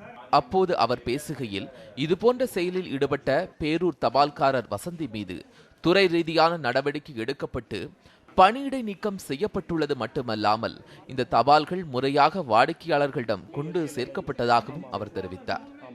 கடந்த வாரம் பேரூர் பெரிய குளத்தில் வந்து தூய்மை பண்ணும்போது ஒரு சில ஆர்டினரி லெட்டர்ஸ் டெலிவரி ஆகாத நிலைமையில் கிடந்தது. அது வந்து 6ஆம் தேதி என்னிடம் ஒப்படைக்கப்பட்டது. அது நாங்கள் 7ஆம் தேதி உரியவர்களுக்கு எல்லாத்துக்கும் வந்து 97 பேருக்கும் எல்லாத்துக்கும் ஹேண்ட் ஓவர் பண்ணியாச்சு. அப்புறம் அது யார் பண்ணாங்கன்றது அதை கண்டுபிடிச்சி ஒரு திருமதி வசந்தி என்பவர்கள் ஒரு டெம்பரரி ஸ்டாஃப் தான், அவங்களும் நாங்கள் பணி நீக்கம் செய்து விட்டோம். அஞ்சல் துறையில் ஏற்கனவே பல தனியார் நிறுவனங்களின் ஆதிக்கம் அதிகமுள்ள நிலையில் இதுபோன்று கவனக்குறைவாகவும் அலட்சியமான முறையை அரசு தபால் நிலையங்கள் ஈடுபட்டால் மக்களின் நம்பிக்கையை எப்படி பெற முடியும் என்பது சமூக ஆர்வலர்களின் கேள்வியாக உள்ளது. இப்போ நான் கடந்த 2 வாரங்களுக்கு முன்னால் பார்த்தீங்கன்னா பேரூர் பெரிய குளத்தில் இளைஞர்களும் மாணவர்களில் இணைந்து மக்கள் தூர்வாரும் பணி செஞ்சுட்ருக்காங்க. அதே மாதிரி பிளாஸ்டிக் கழிவுகள் அகற்றும் பணியில் ஈடுபட்டுருக்காங்க. அந்த சமயத்தில் பார்த்திங்கன்னா விநியோகம் செய்யப்படாத தபால்கள் வந்து நிறைய கண்டெடுத்தாங்க அந்த குளத்தோர கரையோரத்தில். அப்போ வந்து இது ஒரு பெரிய அதிசயமாகவும் இருந்துச்சு, அதிர்ச்சியாகவும் இருந்துச்சு. ஏன்னு கேட்டிங்கன்னா தபால் துறை ஏற்கனவே இப்போ நஷ்டத்தில் இயங்கிட்டு இருக்குன்னு சொல்கிறாங்க. இந்த மாதிரி செயல்களால் தபால் துறை வந்து எப்படி மக்களுக்கு வந்து ஒரு பொதுமக்களாக வந்து எப்படி நம்பிக்கை வரும், நம்ம தபால் வந்து கரெக்டான முறையில் போய் சேரும் அப்படிங்கிறது என்ன விதமான உத்தரவாதம் கிடையாது. சமூக வலைதளங்கள் மற்றும் இணைய வழியாக பொதுமக்கள் மற்றும் தனியார் நிறுவனங்கள் தங்கள் தொடர்புகள் மற்றும் ஆவணங்களை பரிமாறிக்கொள்கின்ற இக்காலகட்டத்தில் மிக கவனமாகவும் பொறுப்புடனும் மிக விரைவாகவும் அரசு தபால் துறை இயங்க வேண்டும் என்பது பொதுமக்களின் கோரிக்கையாக உள்ளது.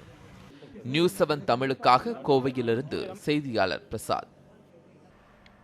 மக்களை பெரும் அதிர்ச்சிக்குள்ளாக்கக்கூடிய ஒரு செய்தியை தான் பார்த்துருந்தோம். கோவையிலிருந்து நம்முடைய செய்தியாளர் ஷெர்லி இணைந்திருக்காங்க. ஷெர்லி, இந்த தொகுப்பை பார்த்துருந்தோம். ஒரு பெரிய அதிர்ச்சிக்குரிய செய்தி இது. அங்கே இருக்கக்கூடிய மக்களால் எப்படி அணுகப்படக்கூடியதாக இருக்குது, அங்கே இருக்கக்கூடிய தபால் நிலைய ஊழியர்கள் அதிகாரிகள் இது குறித்து என்ன தெரிவிக்கிறாங்க, இதை தாண்டி தபால் துறையை மேம்படுத்துவதற்கு அங்கே என்ன முயற்சிகள் மேற்கொள்ளப்படுது, பதிவு செய்யலாம். வணக்கம் தேவேந்திரன். குறிப்பாக பார்த்தோன்னா தபால் துறையை மேம்படுத்துவதற்காக அரசு சார்பில் பல்வேறு புதிய திட்டங்களை அறிமுகப்படுத்தி வந்தாலும் இந்த மாதிரியான தபால் துறையின் அலட்சிய போக்குகளும் அரங்கேறி வருதுன்னு தான் சொல்லலாம். அதற்கு ஒரு மிகப்பெரிய உதாரணம் தான் இந்த கோவையில் குளத்தை தூர்வாரும் போது அங்கே கண்டெடுக்கப்பட்ட அந்த கடிதங்கள்லாம் தான் அதுக்கு ஒரு பெரிய உதாரணமாக இருக்கிறது. தற்போது இந்த தபால் துறையை எடுத்துட்டோன்னா பெரும்பாலும் அதிக அளவு கிராமப்புறங்களில் தான் இருக்கிறது தபால் துறைகள். இது போன்ற சம்பவங்கள் கிராமப்புறங்கள் அரங்கேறினால் பல்வேறு மக்களுக்கு அந்த தபால்கள் சென்றடைய முடியாத ஒரு சூழ்நிலை ஏற்படும். இந்த தபால் துறையை மேம்படுத்துவதற்கும் இது போன்ற அலட்சிய போக்கை கண்காணிப்பதற்கும் எந்த மாதிரியான நடவடிக்கைகளை மேற்கொள்ளலாம் என்பது குறித்து நம்முடைய தபால் துறையில் தேசிய விருது பெற்ற ஓய்வு பெற்ற அதிகாரி நம்மிடையே இருக்கிறார், திரு ஹரிஹரன் இருக்கிறார். அவரிடம் கேட்கலாம். வணக்கம் சார். இப்போ அதிகப்படியான தபால் நிலையங்கள் கிராமங்களில் இயங்குது. இப்போ சமீபத்தில் நம்ம கோவிலிருந்து குளத்தில் கூட அந்த தபால்கள்லாம் பொதுமக்களுக்கு விநியோகிக்கப்படாமல் அதெல்லாம் ஒரு குளத்தில் கொட்டப்பட்ட ஒரு அவல நிலையை ஏற்பட்டிருந்தது. இந்த மாதிரியான சம்பவங்களை தடுப்பதற்கு தபால் துறையில் எந்த மாதிரியான கண்காணிப்பு பணிகளை மேம்படுத்தணும், அது குறித்து சொல்லுங்கள். கண்டிப்பாக தபால் துறையில் பல்வேறு நடவடிக்கைகள் எடுக்கப்பட்டு வருகின்றன. அதாவது எந்த இடத்தில் தவறு நடந்தாலும் உடனடியாக அது களையப்படுகிறது. சில அசம்பாவிதமாக தெரியாதனமாக, அதாவது தபால் துறைக்கு தெரியாதே சில ஊழியர்களின் கவனக்குறைவாக இந்த மாதிரி ஏற்பட்டதுண்டு. அது ஏதோ அபூர்வம். கிட்டத்தட்ட நாடு முழுவதும் 1,50,000 தபால் நிலையங்கள் இருக்கின்றன. அதில் 1,30,000 கிட்டத்தட்ட 89% கிராமப்புறத்தில் இருக்கிறது. இதில் ஏதோ சில தவறுகள் அப்பப்போது ஏற்படலாம். அது இயற்கைக்கு அப்பாற்பட்டது. அது எப்படி ஊழியர்கள் எந்த மனநிலையில் அதை செய்கிறார்கள் என்று தெரியாது. இருந்தாலும் ஒரு 125 கோடி ஜனங்க இருக்கிற இடத்துல ஓரிரு தவறுகள் சில டைம் ஏற்படுதான் உண்டு. அதனால் அதை தடுக்கிறதுக்கு உரிய நடவடிக்கைலாம் எடுக்கிறாங்க. குறிப்பாக சொல்லப்போனால் தபால் துறையை மாதிரி கௌரவமிக்க துறை கிடையாது. இந்த மாதிரி சில அசம்பாவிதங்கள் நடக்கும்போது அது பெருசாக விமர்சிக்கப்படுகிறது. அதையெல்லாம் தடுக்கணுன்னா அதிகாரிகள் எல்லாருமே அந்த வேலை செய்கிறவங்க கூட தன் முயற்சி எடுத்து இந்த மாதிரி தவறுகள் நடைமுறைக்கு கொண்டு வர மாதிரி என்னுடைய, அதாவது வேலையில் ஒரு கருத்தில் கொண்டு கடமையை கண்ணியமாக கொண்டு அந்த மாதிரி பணி செய்ய வேண்டும் என்பது என்னுடைய வேண்டுகோள். இதற்கு பலவிதமான ஆய்வுகள் உண்டு. அதாவது தபால் துறையில் நீங்கள் புகார் செய்வதற்கு கஸ்டமர் கேர் சென்டர் உண்டு. ஒவ்வொரு தலைமை தபால் நிலையம் கஸ்டமர் கேர் சென்டர் உண்டு. அதே மாதிரி அதிகாரிகள் புகார் தெரிவிக்க அதிகாரிகள் இருக்காங்க. ஒரு கோட்டத்துக்கு கண்காணிப்பாளர் இருக்காங்க. மண்டலத்தை எடுத்தால் மண்டல தலைவர் இருக்காங்க. இந்த மாதிரி தபால் துறையில் பல்வேறு பேர்கள் குறைகளை கரைவதற்கென்றே இருக்கிறது. குறைகள் களைவதில் தபால் துறை முன்னிடம். நீங்கள் ஒரு கார்டு எழுதி போட்டால் இந்த புகார் சொன்னால் உடனடியாக உங்களுக்கு பதில் வரும், அதன் மீது நடவடிக்கை எடுக்கணும். இப்போ கூட ஆன்லைன்லாம் வந்தால் மடமடியாக இம்மிடியேட்டாக செய்யக்கூடிய வசதிகள்லாம் ஏற்படுது. இந்த மாதிரி குறைகள்லாம் கண்டறியதுக்கு நீங்களும் கொஞ்சம் விழிப்புணர்வு ஏற்படுத்த வேண்டிய அவசியம். இந்த மாதிரி வெளியில் வந்ததுனால தான் எங்களுக்கெல்லாம் தெரியுது. அதனால் அதிகாரிகளும் அல்லது ஒரு நிர்வாகிகளும் இதுக்கு ஒரு சர்க்குலர் போடணும். அதாவது ஒவ்வொரு அலுவலகத்துக்கும் இந்த மாதிரி நடந்திருக்குது, இது மாதிரி நடக்காத பார்த்து கொள்ளுங்கள் அல்லது அறிவுரையோ இதை செய்தால். இது முந்தியெல்லாம் இருந்தது, அதாவது இந்த இமெயில் வர காலத்துக்கு முதல்ல தபால் துறையில் ஒவ்வொரு குறை தீர்க்கும் நாள், அதே மாதிரி இந்த மாதிரி பனிஷ்மெண்ட்டு, குறைகள், பாராட்டுக்கள் இதெல்லாம் ஒவ்வொரு அலுவலகத்திற்கும் அனுப்பி வச்சுப்பாங்க, சர்க்குலர் அனுப்புவாங்க. அந்த சர்க்குலர் அனுப்பிச்சு அவங்க தன்னை முன்னேற்றிக் கொள்ள, தான் இப்படி பின்தங்கி இருக்கணுமா முன்னேறிக் கொள்ளலாம், தவறு செய்யணுமா அதை திருத்திக் கொள்ளலாம். இந்த மாதிரி வாய்ப்புகள் ஏராளமாக கொடுக்க பண்ணிங்கன்னா அது தற்போது கொஞ்சம் நடைமுறை, அதாவது அதிகப்படியாக நடைமுறைப்படுத்தலை. அது நிர்வாகம் இந்த மாதிரி ஒரு சர்க்கிள் விட்டு எல்லா தபால் நிலையங்களுக்கும் இது தெரியப்படுத்தினாலும் அது ஒரு அறிவுறுத்தலும் பேர் இருந்தாலும் இந்த மாதிரி தவறுகள்லாம் களையறதுக்கு வாய்ப்பு உண்டு. தற்போது பார்த்துட்டுனா முன்னாடியே குறிப்பிட்டது போலவே கிராமப்புறங்களில் இருக்கக்கூடிய மக்கள் தான் அதிகப்படியாக அந்த தபால் இதை பயன்படுத்துகிறதா இருக்குது. ஏன்னா அங்கே தான் அதிகப்படியான தபால் நிலையங்கள்லாம் இருக்குது. அங்கே இருக்கக்கூடிய மக்கள் இது போன்ற பிரச்சனைகளில் புகார் அளிக்கிறதுக்கு எந்தளவு இந்த இணையதளத்தை பயன்படுத்தி புகார் அளிக்க முடியும்? அது மட்டும் இல்லாமல் தற்போது பார்த்துட்டோன்னா இந்த இமெயில் இந்த மாதிரியான இணையதளங்கள் பயன்பாடு அதிகமாக இருக்கப்பவே இந்த அஞ்சல் துறையோட பயன்பாடு ரொம்ப குறைஞ்சிட்டு இருக்குது. அதை மேம்படுத்துறதுக்கான திட்டங்கள் புது புது திட்டங்கள் வகுக்கப்பட்டாலும் இதில் என்ன குறைகள் இருக்குது? இது எந்த மாதிரி மேம்படுத்தலாம்? குறைகள் சொல்லப்போனால் அவ்வளவு இல்லை, இருந்தாலும் இமெயில் அதெல்லாம் ஒரு அட்வான்ஸ் வந்திருக்குது. ஆனால் கிராமப்புறத்தில் இன்னும் அந்த மாதிரி அட்வான்ஸ் வரல.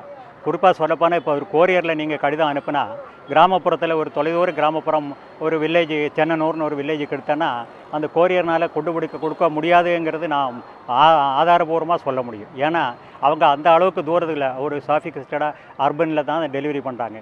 இவங்க என்ன பண்ணுறாங்கன்னா அதை லெட்டரை அந்த போக முடியாத ஏரியாவுக்குள்ள லெட்டரை தபால் பெட்டியில் சேர்த்து அங்கே கொண்டு போய் கொடுக்குறாங்க. அப்போது இதனால் தபால் துறையுடைய கிராமப்புறத்தில் சேவை ரொம்ப அதிகமாக இருக்குதுன்னு தான் சொல்ல முடியும்.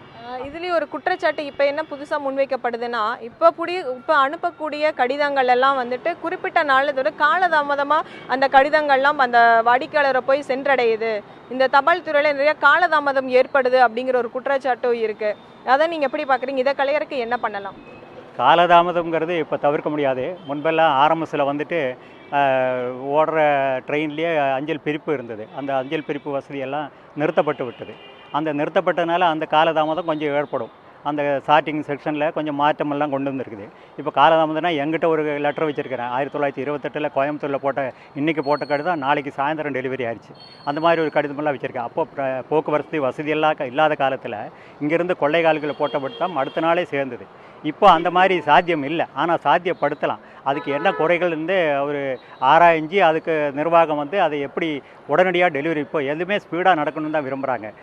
காலதாமத்தினால தானே எந்த கோரியர்லாம் வர ஆரம்பிச்சிச்சு. பட் ஸ்பீட் போஸ்ட் ரொம்ப சேவை அபூர்வமாக நடக்குது.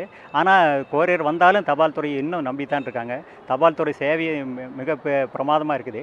ஆனால் அதே நேரத்தில் இந்த காலதாமத்தை தவிர்க்க நிர்வாகம் சில வழிமுறைகளை கையாளும். அதாவது இந்த கடிதங்கள் ஒரு அலுவலகத்தில் சென்று இந்த கடிதம் எங்கே போடப்பட்டது, இப்போ வரதுக்கு காரணம் என்ன, இவ்வளோ தாமதமாக வர காரணம் என்ன, இது ஆராய்ந்து அந்த தாமதத்தை தவிர்க்க, அதாவது எப்படி மெயில் அனுப்ப வேண்டிய ரூட்டை மாற்றலாம். இந்த மாதிரி பல்வேறு இருக்குது. RMS நிறைய விங்கு இருக்குது தபால் துறையில். இதெல்லாம் பண்ணால் நிர்வாகத்தில் செயல்படுறாங்க. நிர்வாகத்தில் அப்பப்போ இதெல்லாம் கண்டுபிடிக்கிறாங்க. ட்ரையல் கார்டு அந்த மாதிரி கார்டெல்லாம் வச்சு கண்டுபிடிக்கிறாங்க. அதை இன்னும் கொஞ்சம் துரிதப்படுத்தி இன்னும் ஆராய்ந்து மறுபடியும் தபாலை சீக்கிரம் கிடைக்கிறதுக்கான ஏற்பாடுகளை செய்யலாம். தபாலுங்கிறது ரொம்ப முக்கியமானது. எந்த இமெயில் எது வந்தாலும் தபால் தான் ரொம்ப டாக்குமெண்டேஷன். அது தபால் கண்டிப்பாக அது தபால் துறையில் வர்றது. இப்போ கோர்ட் நோட்டீஸ் எல்லாம் முக்கியமான ஆவணங்கள்லாம் தபால் மூலியமாக தான் பதிவு தபால் மூலம் தான் அனுப்புகிறாங்க. வேறு மாற்று கருத்தே இல்லை. வேறு கோரியர் மூலமாக அனுப்ப முடியாது. அது செல்லத்தக்கதும் அல்லன்னு நான் நினைக்கிறேன். தற்போது தேவேந்திரன், தபால் அப்படிங்கிறது ஒரு மிகவும் முக்கியமானது. ஒரு பதிவு செய்யக்கூட ஒரு ஆவணங்கள் என்பது தபால் மூலியமாக தான் அனுப்பப்படுகிறது. ஆனால் இந்த தபால்கள் காலதாமதமாக செல்வதும், அங்கே இருக்கக்கூடிய தபால் துறையின் ஊழியர்களோட அலட்சிய போக்கின் காரணமாக அது குப்பையில் கொட்டப்படுவதும் போன்ற சம்பவங்களை தடுக்கிறதுக்கு பல்வேறு நடவடிக்கைகளை மேற்கொள்ள வேண்டும். அதாவது முன்பாக இருக்கக்கூடிய இந்த கண்காணிப்பு பணிகள் எல்லாத்தையுமே துரிதப்படுத்தணும். அதில் அதிகளவு அதிகாரிகள் கவனம் செலுத்தினாலே இது போன்ற அலட்சிய போக்குகளை தவிர்க்கலாம் என்பது இவர்களுடைய கருத்தாக இருக்கிறது. இது மட்டும் இல்லாமல் முந்தைய காலத்தில் இருந்த அந்த RMS என்பதற்குரிய அந்த ரயில் மூலியமாக அந்த தபால்களை பிரித்து விநியோகக்கூடிய திட்டத்தின் மூலமாக அதிகப்படியான கடிதங்கள்லாம், அதாவது 1923ஆம் ஆண்டிலே கூட இன்று கோவையில் அனுப்பப்பட்ட கடிதம் அடுத்த நாளில் அந்த செல்லக்கூடிய வாடிக்கையாளருக்கு சென்றடைந்தது. ஆனால் தற்போது அந்த நிலை ஏற்படாததுக்கு காரணம் வந்துட்டு இந்த மாதிரியான விஷயங்கள், அதாவது இந்த ரயில் மூலியம் அனுப்பக்கூடிய விஷயங்கள்லாம் காலதாமதம் ஆவதன் காரணமாக தான் குறிப்பிட்டிருக்காங்க. எனவே பண்டைய கால முறையில் பின்பற்றியது போலவே அந்த ரயில் மூலியமாவது அந்த லெட்டர்களை அனுப்புவதற்கான திட்டத்தை நடைமுறைப்படுத்த வேண்டும். இது போலவே கண்காணிப்பில் இருக்கக்கூடிய, அதாவது எந்தெந்த முறையில் கண்காணிக்க வேண்டும் என்பதுடைய திட்டங்களை முறையாக அதிகாரிகள் கண்காணிக்க வேண்டும் ஊழியர்களை. அப்போது இந்த மாதிரி அலட்சிய போக்கைகளை தவிர்த்து தபால் துறையை மேம்படுத்தலாம் என்பது இவர்களுடைய கருத்தாக இருக்கிறது. தேவேந்திரன். நிச்சயமா ஷெர்லி, பல முக்கியமான தகவல்களை பதிவு செஞ்சுருந்தீங்க, நன்றி. வங்கி தபால் நீலகிரி மாவட்டத்தில் இருக்கக்கூடிய ஒரு முக்கியமான பகுதி, மலைசூழ் பகுதி. அந்த பகுதிக்கான பெயர் வர காரணமே தங்கி தபால். அந்த வழியாக தபால் போக்குவரத்து குதிரையின் மூலமாக இருந்துருந்துச்சு அந்த காலத்தில். அதனால தான் அந்த பேரே இருந்துச்சு. ஒரு இடத்திற்கு ஒரு பெயர் வருவதற்கு ஒரு காரணம், பல இடங்களில் சில போர்கள் வருவதற்கான காரணம் உள்ளிட்ட பல்வேறு காரணங்களை தாங்கி வந்த இந்த தபால் துறையினுடைய நிலைமை அப்படிங்கிறது மேம்பட வேண்டும் தான். இதை தாண்டி நாமக்கல் பகுதியில் இருக்கக்கூடிய தபால் நிலையங்களினுடைய நிலை என்ன, அங்கு ஊழியர் பற்றாக்குறை தொடர்ச்சியாக இருந்து வருவதால் மக்கள் பெரும் துன்பத்திற்கு ஆளாவதாக சொல்லப்படுகிறது. அங்கு இருக்கக்கூடிய நிலையை விளக்குகிறது இந்த தொகுப்பு. நாமக்கல், திருச்செங்கோடு, குமாரபாளையம், கொல்லிமலை, சங்ககிரி உள்ளிட்ட பகுதியை கொண்டது நாமக்கல் அஞ்சலக கோட்டம். இதில் 2 தலைமை அஞ்சலகம், 52 துணை அஞ்சலகம், 243 கிளை அஞ்சலகம் என 297 அஞ்சல் நிலையங்கள் உள்ளன. இதில் போஸ்ட் மாஸ்டர், உதவி போஸ்ட் மாஸ்டர், அஞ்சல் எழுத்தர், தபால்காரர், கிராமிய அஞ்சல் ஊழியர்கள் என 800க்கும் மேற்பட்டோர் பணிபுரிந்து வருகின்றனர். பாண்டமங்கலம், கொல்லிமலை தவிர நாமக்கல், திருச்செங்கோடு உள்ளிட்ட அனைத்து அஞ்சல் நிலையங்களும் தனியார் வாடகை கட்டிடங்களில் செயல்படுவதோடு பெரும்பாலான அஞ்சல் நிலையங்கள் பழுதடைந்த கட்டிடத்தில்தான் இயங்கி வருகின்றன. நாமக்கல் கோட்டத்தில் கீழ் உள்ள அஞ்சல் நிலையங்களில் 85க்கும் மேற்பட்ட அஞ்சல் எழுத்தர்கள் பணி காலியாக உள்ளதால் அஞ்சல் எழுத்தர் மற்றொரு அஞ்சல் நிலையத்தையும் கவனிக்க வேண்டிய நிலைக்கு தள்ளப்படுகிறார்கள். இதைப்போல கிராமிய அஞ்சல் நிலையங்களில் 150க்கும் மேற்பட்ட காலி பணியிடங்கள் உள்ளன. இதில் அஞ்சல் துறை நிர்வாகம் அந்த பணிகளை நிரப்பாமல் தற்காலிக ஊழியர்களை நியமித்து அவர்களுக்கு தினசரி கூலியாக 270 ரூபாய் வழங்கப்படுகிறது. அஞ்சல் துறையில் உள்ள காலி பணியிடங்களை நிரப்பாமல் இருப்பதால் அஞ்சல் நிலையத்திற்கு வாடிக்கையாளர்கள் பணம் செலுத்தவோ எடுக்கவோ பல மணி நேரம் காத்திருக்க வேண்டிய நிலைதான் ஏற்படுகின்றது. அலுவலர்கள் பற்றாக்குறை அப்படின்றது ஏறக்குறைய 40% அலுவலர்கள் பற்றாக்குறை இருக்குது. 60% அலுவலர்கள் தான் இதில் பணியாற்றிட்டு வராங்க. இதனால் மத்திய அரசு இந்த அலுவலர்களை நியமிப்பதன் மூலமாக, காலி பணியிடங்களை நிரப்புவதன் மூலமாக பொதுமக்களிடையே வேலை வாய்ப்பும் ஏற்பட ஒரு வாய்ப்பு, அதே நேரத்தில் மக்கள் பணி, மக்களுடைய அன்றாட அஞ்சலக பணிகள் விரைவாக நடைபெறுவதற்கும் ஒரு நல்ல வாய்ப்பாக அமையும். அகில இந்திய அஞ்சல் ஊழியர் சங்கம் நாமக்கல் கோட்ட செயலாளர் வி ஈஸ்வரன் கூறும்போது, மத்திய அரசின் அஞ்சல் துறையில் 7வது சம்பள கமிஷன் சரியாக வழங்கப்படவில்லை எனவும், காலி பணியிடங்களை நிரப்பாமல் ஒரு பணியாளர் 2 நபர்களின் பணிகளை செய்வதால் இரவு 9 மணி வரை பணி செய்து வருவதாகவும், ஆட்கள் பற்றாக்குறையால் கடுமையான பணிச்சுமை ஏற்படுகிறது என்றும், விடுமுறைகளும் கிடைப்பதில்லை எனவும், எனவே மத்திய அரசு காலி பணியிடங்களை உடனடியாக பூர்த்தி செய்திட வேண்டும் என்கிறார். கிட்டத்தட்ட 8 மாதங்கள் பேச்சுவார்த்தை நடந்து கிட்டத்தட்ட 8 மாதங்கள் முடிந்தும் இதுவரைக்கும் எங்களை பேச்சுவார்த்தைக்கு அழைத்து எங்களுடைய கோரிக்கை நிறைவேற்றப்படவில்லை. காலி பணியிடங்கள் கடுமையான ஆள் பற்றாக்குறை, இதுவரைக்கும் நிறைய சிரமங்களுக்கு ஊழியர்கள் சிரமப்பட்டு கொண்டுள்ளார்கள். 2 பேர் 3 பேர் செய்யக்கூடிய பணிகளை ஒருவரே செய்யக்கூடிய ஒரு கட்டாயத்துக்கு தள்ளப்பட்டுள்ளோம். ஒரு விடுப்பில் செல்வது என்றாலும் கூட கடுமையான நெருக்கடி நிலைமை ஏற்படுகிறது. அஞ்சல் நிலையத்தில் முதலீடு செய்ய வரும்போது கணக்குகளை முடிக்க வருபவர்களும் பல மணி நேரம் காத்திருக்க வேண்டிய நிலைதான் உள்ளது. மக்களுக்கு சேவை செய்யும் வகையில் போதுமான அஞ்சல் பணியாளர்கள் இல்லை. எனவே காலி பணியிடங்களை மத்திய அரசு நிரப்பிட வேண்டும், வாடிக்கையாளர்களுக்கு அடிப்படை வசதிகளை ஏற்படுத்தி கொடுக்க வேண்டும் என்கிறார் அஞ்சல் முகவர் பாலாஜி. மக்கள் பெருமளவில் அதில் முதலீடு செய்ய வராங்க. நல்ல நல்ல திட்டங்கள் இருக்குது. இப்போ 1 லட்ச ரூபாய்க்கு வருஷம் 8000 ரூபாய் வட்டி தர அளவுக்கு நல்ல ஸ்கீம்லாம் இருக்குது. ஆனால் அந்த அளவுக்கு பொதுமக்கள் வருகை புரிய இருக்க வேண்டிய இந்த போஸ்ட் ஆஃபீஸில் இருக்கிற வசதி வாய்ப்புகள் பார்த்தா எல்லா இடத்துலையுமே போஸ்ட் ஆஃபீஸுகள் ஒரு வாடகை கட்டடத்துலையோ அந்த அளவுக்கு வங்கியில் கம்பேர் பண்ணுறப்ப கம்மியாக தான் இருக்குது. மக்களுடைய அந்த தேவைகளை பூர்த்தி செய்கிற அளவுக்கு அந்த இடத்துல வந்து போதுமான வசதி வாய்ப்புகள் குறைவு. கிராமிய அஞ்சல் ஊழியர் சங்கத்தின் கோட்ட தலைவர் பொன்னுசுவாமி கூறுகையில், நாமக்கல் கோட்டத்திற்கு உட்பட்ட அஞ்சல் நிலையங்களில் 800க்கும் மேற்பட்டோர் பணியாற்றி வருகின்றோம். ஆன்லைன் மூலம் காலி பணியிடங்கள் நிரப்பப்படும் என அரசு அறிவிக்கிறது. ஆனால் தற்போது வரை காலி பணியிடங்களை நிரப்பாமல் தற்காலிக பணியாளர்கள் கொண்டு கிராமிய அஞ்சல் நிலையம் செயல்பட்டு வருகிறது என தெரிவித்தார். எங்கள் துறையில் எங்கள் போன்ற ஊழியர்கள் பதவி மூப்பு அடைந்து சென்ற பிறகு காலி இடங்களை இதுவரை நிரப்பெறாமல் இருக்கிறது. அதை இப்போ ஆன்லைன் செய்ததாக சொல்கிறார்கள். எங்களுக்கு வந்து பார்ட் டைமாக போட்டு காலம் தாழ்த்தி கொண்டிருக்கிறார்கள். காலி பணியிடங்களை உடனடியாக நிரப்ப வேண்டும் என்பதும் எங்களுடைய ஒரு கோரிக்கையாக இருக்கிறது. பணியாளர்கள் பற்றாக்குறையால் கிராமத்தில் செயல்படும் அஞ்சல் நிலையத்திற்கு செல்லும் போது கால தாமதமாகிறது. மேலும் மத்திய அரசு வேலை தொடர்பாக இளைஞர்கள் விண்ணப்பங்கள் வழங்கும் போது பணியாளர்கள் இல்லை என நாட்களை கடத்துகின்றனர். எனவே கிராமப்புற அஞ்சல் நிலையத்திலும் போதுமான பணியாளர்களை மத்திய அரசு நியமிக்க வேண்டும் என தெரிவித்தார். எங்களுக்கு வந்து ரொம்ப காலதாமதம் தான் ஆகுது. ஏன்னா ஆள் பற்றாக்குறையில் இருக்குது. ஏன்னா நிறைய இடத்துல மத்திய அரசு வந்து நிறைய கவர்மெண்ட் உள்ள எல்லா அப்ளிகேஷனையும் அங்கே தான் வந்து போடுறதா இருக்குது. அதனால் இளைஞர்கள் எல்லாருமே அங்கே தான் போய் அப்ளிகேஷன் அப்ளை பண்ணுறாங்க. ஆனால் ஆள் பற்றாக்குறையினால நீங்கள் சாப்பிட போகிறதுக்கு இப்போ எப்படினாலும் லேட் ஆகுது, இந்த மாதிரி ரொம்ப 1 மணி நேரம் போனால் முடிச்சிடும், இன்றைக்கி முடியாது நாளைக்கு முடியாது அப்படிங்கிறத மாதிரி தான் சொல்கிறாங்க. ஏன்னா ஆள் ரொம்ப பற்றாக்குறையினால தான் தபால் நிலையம் ஓடிக்கிட்டே இருக்கிறது. தகவல் தொழில்நுட்பம் வளர்ந்திருந்தாலும் அலுவல் சார்ந்த கடிதங்கள், தேர்வு விண்ணப்பங்கள், பணி நியமன கடிதங்கள் என்று இன்னும் அஞ்சல் அலுவலகங்கள் தேவை பெரும் முக்கியத்துவம் வாய்ந்ததாக உள்ளது. தந்தி போன்று அஞ்சலகங்களும் மூடும் அபாயத்திற்கு செல்லாமல் பாதுகாக்க வேண்டியது அரசின் கடமை. ஸ்ரீதர், நியூஸ் 7 தமிழ், நாமக்கல். வரலாற்று முக்கியத்துவம் வாய்ந்த இந்த அஞ்சல் துறையை பாதுகாக்க வேண்டிய, இதை இன்னமும் உயிர்ப்போடு வைத்திருக்க வேண்டிய கடமை நிச்சயமாக அரசுகளிடமும், அதே நேரத்தில் அதை பயன்படுத்தி அதை உயிர்ப்போடு வைத்திருக்க வேண்டிய கடமை மக்களிடமும் நிச்சயமாக இருந்து கொண்டே இருக்கின்றது. அதை தாண்டி அதை நவீனப்படுத்துவதற்கு பல்வேறு நடைமுறைகளை செய்து கொண்டே இருக்கின்றோம். பல்வேறு துறைகளை, பல்வேறு சேவைகளை வங்கித்துறையோடு, தபால் துறையோடு இணைத்து கொண்டே இருக்கின்றோம். வங்கி உள்ளிட்ட பல்வேறு சேவைகளை இதன் மூலமாக வழங்கிட்டு இருக்கிறோம். அதுவும் இதை உயிர்ப்போடு வைத்திருக்க ஒரு காரணமாக இருக்குது. சென்னையிலிருந்து நம்முடைய செய்தியாளர் குதுப்தீன் இணைந்திருக்கிறார். குதுப்தீன், நவீனப்படுத்தல் அப்படிங்கிறது எந்த அளவுக்கு முக்கியத்துவம் வாய்ந்ததா தபால் துறையில் இருக்கு, என்னென்ன நடவடிக்கைகள் எடுக்கப்படணும் அப்படின்னு எதிர்பார்க்கிறாங்க வங்கி ஊழியர்கள், மக்கள்? பதிவு செய்யலாம். நிச்சயமாக தேவேந்திரன், இந்திய வங்கித்துறையை எடுத்துக்கொண்டோம் என்றால் ரயில்வே துறைக்கு இணையான ஒரு பொதுத்துறையாக வங்கி ஊழியர்கள் இந்த தபால் சேவையை கருதுகின்றனர். 2 விஷயங்களை தபால் ஊழியர்கள் முக்கியமாக கருதுகின்றனர். மாற்றம் செய்ய வேண்டியது என்னவென்றால், உடனடியாக ஊழியர்களை அதிகப்படுத்த வேண்டும். 30 முதல் 40% வரை ஊழியர்கள் பற்றாக்குறை இருக்கின்றது. இரண்டாவதாக, கொரியர் சேவைகள் பிடித்திருக்கக்கூடிய அந்த சந்தையை கைப்பற்ற வேண்டும் என்றால் இந்த 40% போக கூடுதலாக ஊழியர்களை நியமிக்க வேண்டும் என்ற கோரிக்கை அவர்களிடம் இருக்கிறது. அடுத்ததாக, வருமானம் இல்லை அப்படிங்கிற பிரச்சனையை தீர்வு செய்வதற்காக ஒரு முன் யோசனையையும் ஊழியர்கள் வைக்கின்றனர்.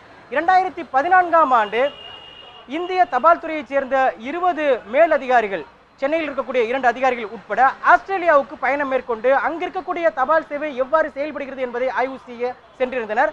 அதனை இங்கே நடைமுறைப்படுத்துவதற்காகவும் போயிருந்தனர். ஆனால் இதுவரை எந்த ஒரு முன் நடவடிக்கையும் எடுக்கப்படவில்லை. ஆஸ்திரேலியா இன்றைய காலகட்டத்தில் காமர்ஸ் என்று சொல்லக்கூடிய வணிகம் பிரபலமாகி உச்சநிலையை தொற்றிருக்கின்றது. எல்லாருமே ஆன்லைனில் பொருட்களை வாங்கக்கூடிய ஒரு நிலை ஏற்பட்டிருக்கிறது. ஆஸ்திரேலியாவில் இப்படி பொருட்களை வாங்கக்கூடிய அனைத்து பார்சல்களும் ஆஸ்திரேலிய அரசு தபால் சேவை மூலமாகத்தான் மக்களுக்கு கொண்டு சேர்க்கப்படுகின்றது. இதனை இந்தியாவில் நடைமுறைப்படுத்தினால், முழுக்க நடைமுறைப்படுத்தினால் மிகப்பெரிய வருமானம் ஈட்ட முடியும் என்று ஊழியர்கள் இங்கு கருத்து தெரிவிக்கின்றனர். தற்போது கூட அமேசான் உள்ளிட்ட சில நிறுவனங்கள், தனியார் கொரியர் சேவை நிறுவனங்கள் செல்ல இயலாத கிராமங்களுக்கு இந்திய அஞ்சல் துறை மூலமாகத்தான் பொருட்களை அனுப்பி வருகின்றன. ஆனால் அவர்கள் முழுமையாக இந்திய அஞ்சல் துறையை நம்பவில்லை. காரணம் என்னவென்றால், இந்த துரித சேவை நேரம் என்பதுதான். சாதாரணமாக எடுத்துக்கொண்டால் கூட ரெஜிஸ்டர் செய்தால் 3 நாட்களில் தான் தமிழகத்திற்குள் அஞ்சல் போஸ்ட் போய் சேர்கிறது. ஆனால் கொரியரில் அடுத்த நாளே போய் சேர்கிறது. இதற்கு முக்கிய காரணம் என்னவென்றால், இரவு பணி என்பது தபால் துறையில் கிடையாது. இரவு பணி இல்லாமல் இருப்பதற்கு காரணம் போதிய ஊழியர்கள் இல்லை என்பதுதான். ஊழியர்களை அதிகப்படுத்தி இரவு பணியையும் முறையாக அமல்படுத்தி இந்த இ-காமர்ஸ் சந்தையை முழுமையாக தபால் துறை தங்களுடைய கட்டுப்பாட்டுக்குள் கொண்டு வந்தால் முழுக்க அதிக வருவாயை ஈட்டி ஒரு மிகப்பெரிய ஒரு பொதுத்துறை நிறுவனமாக தபால் துறையை மாற்ற முடியும் என்று ஊழியர்கள் நம்பிக்கை தெரிவிக்கின்றனர். இதுதான் மத்திய அரசு முன்னுள்ள மிகப்பெரிய சவால். மத்திய அரசு உண்மையிலேயே மக்கள் நல அரசாக இருக்கும் பட்சத்தில், மக்களுக்கு சேவை செய்ய வேண்டும் என்ற அக்கறை இருக்கும் பட்சத்தில், தனியாருக்கு தாரை வார்க்கும் கொள்கையை கைவிட்டுவிட்டு அஞ்சல் துறையை முழுமையாக மக்கள் நலமயப்படுத்த வேண்டும் என்பதுதான் இங்கு இருக்கக்கூடிய ஊழியருடைய கருத்தாக இருக்கின்றது. இன்னும் ஒரு விஷயத்தை பதிவு செய்ய வேண்டும். இந்திய அஞ்சல் சட்டப்படி தபால் சேவையை தனியார் செய்ய முடியாது. எப்படி செய்தி வழங்குவதை தனியார் FM ரேடியோ சேனல்கள் ரேடியோ சேவை வழங்க முடியாதோ அதே போல இந்திய அஞ்சல் சேவையை தனியார் வழங்க முடியாது. அதனால்தான் கொரியர் சேவை எல்லாவற்றிலுமே பார்சல் கன்சைன்மெண்ட் என்ற 2 ஆங்கில வார்த்தைகளை பயன்படுத்தி பிசினஸ் செய்து கொண்டிருக்கின்றார்கள். 2002ஆம் ஆண்டு ஒரு சட்ட திருத்தம் மூலம் கொரியருக்கு முழுமையாக இந்த சந்தையை திறந்து விடுவதற்கு முயற்சிக்கும் பொழுது மிகப்பெரிய போராட்டத்தை தபால் ஊழியர்கள் நடத்தினார்கள். இப்படி சட்டத்தினுடைய ஓட்டையை பயன்படுத்தி தான் கொரியர் சேவை நிறுவனங்கள் தங்களுடைய பிசினஸை வளர்த்து கொண்டு வருகிறார்கள். அந்த சந்தையை பிடிக்க வேண்டும் என்றால் முழுக்க முழுக்க மத்திய அரசு தான் கவனம் செலுத்த வேண்டும் என்று தபால் துறை ஊழியர்கள் கருத்து தெரிவித்திருக்கின்றனர். தேவேந்திரன். குதுப்தீன், ரொம்ப முக்கியமான சில கருத்துக்களை முன் வச்சிருந்தீங்க. தனியார் துறை எந்த அளவுக்கு வளருதோ அந்த அளவுக்கு நிச்சயமா அரசு பொதுத்துறை நிறுவனங்களினுடைய தேய்மானம் இருக்கும் அப்படிங்கிற ஒரு விஷயத்தை பதிவு செஞ்சிருந்தீங்க. ஆஸ்திரேலியா மாதிரியான 2 கோடி மக்கள் தொகை கொண்ட ஒரு நாட்டில் இருக்கக்கூடிய தொழில்நுட்பத்தை இந்தியா மாதிரியான ஒரு 120 கோடிக்கும் அதிகமான மக்கள் கொண்ட நாடுக்கு எப்படி அதை பொருத்த முடியும் அப்படிங்கிறது கூட நிச்சயமா கேள்விக்குள்ளாக்கப்பட வேண்டியது தான். அதை தாண்டி நீங்கள் குறிப்பிட்டது போல தனியாருக்கு சென்று கொண்டிருக்கக்கூடிய இந்த லாபத்தை இந்த அரசு பொதுத்துறை நிறுவனத்தின் சேவைக்கு அந்த லாபத்தை கொண்டு வருவதற்கு ஏதேனும் நடவடிக்கை எடுக்க சாத்தியக்கூறுகள் இருக்கிறதா பதிவு செய்யலாம். நிச்சயமா இது தொடர்பாக வங்கி அதாவது அஞ்சல் துறை ஊழியர்கள் சம்மேளனம் மிகுதியான கவனம் எடுத்து தொடர்ச்சியாக தேசிய அளவில் போராட்டங்களை முன்னெடுத்து வருகின்றனர்.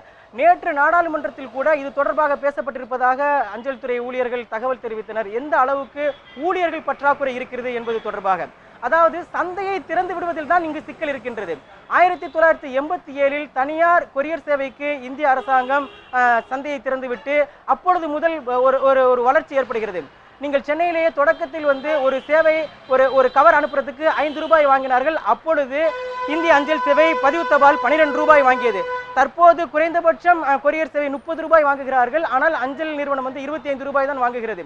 அதாவது சந்தையை முழுமையாக கைப்பற்றி ஒரு கருத்து இங்கே ஒரு அஞ்சல் துறை ஒரு மாய பிரச்சாரத்தை செய்தது. அதாவது கடிதம் எழுதுவது குறைந்து விட்டது, இமெயில் அனுப்புவது, மெசஞ்சர், வாட்ஸ்அப் வந்ததுனால அஞ்சல் துறையை பயன்படுத்துவது குறைவாக இருக்கின்றது என்ற ஒரு தவறான பிரச்சாரம் செய்யப்படுகிறது.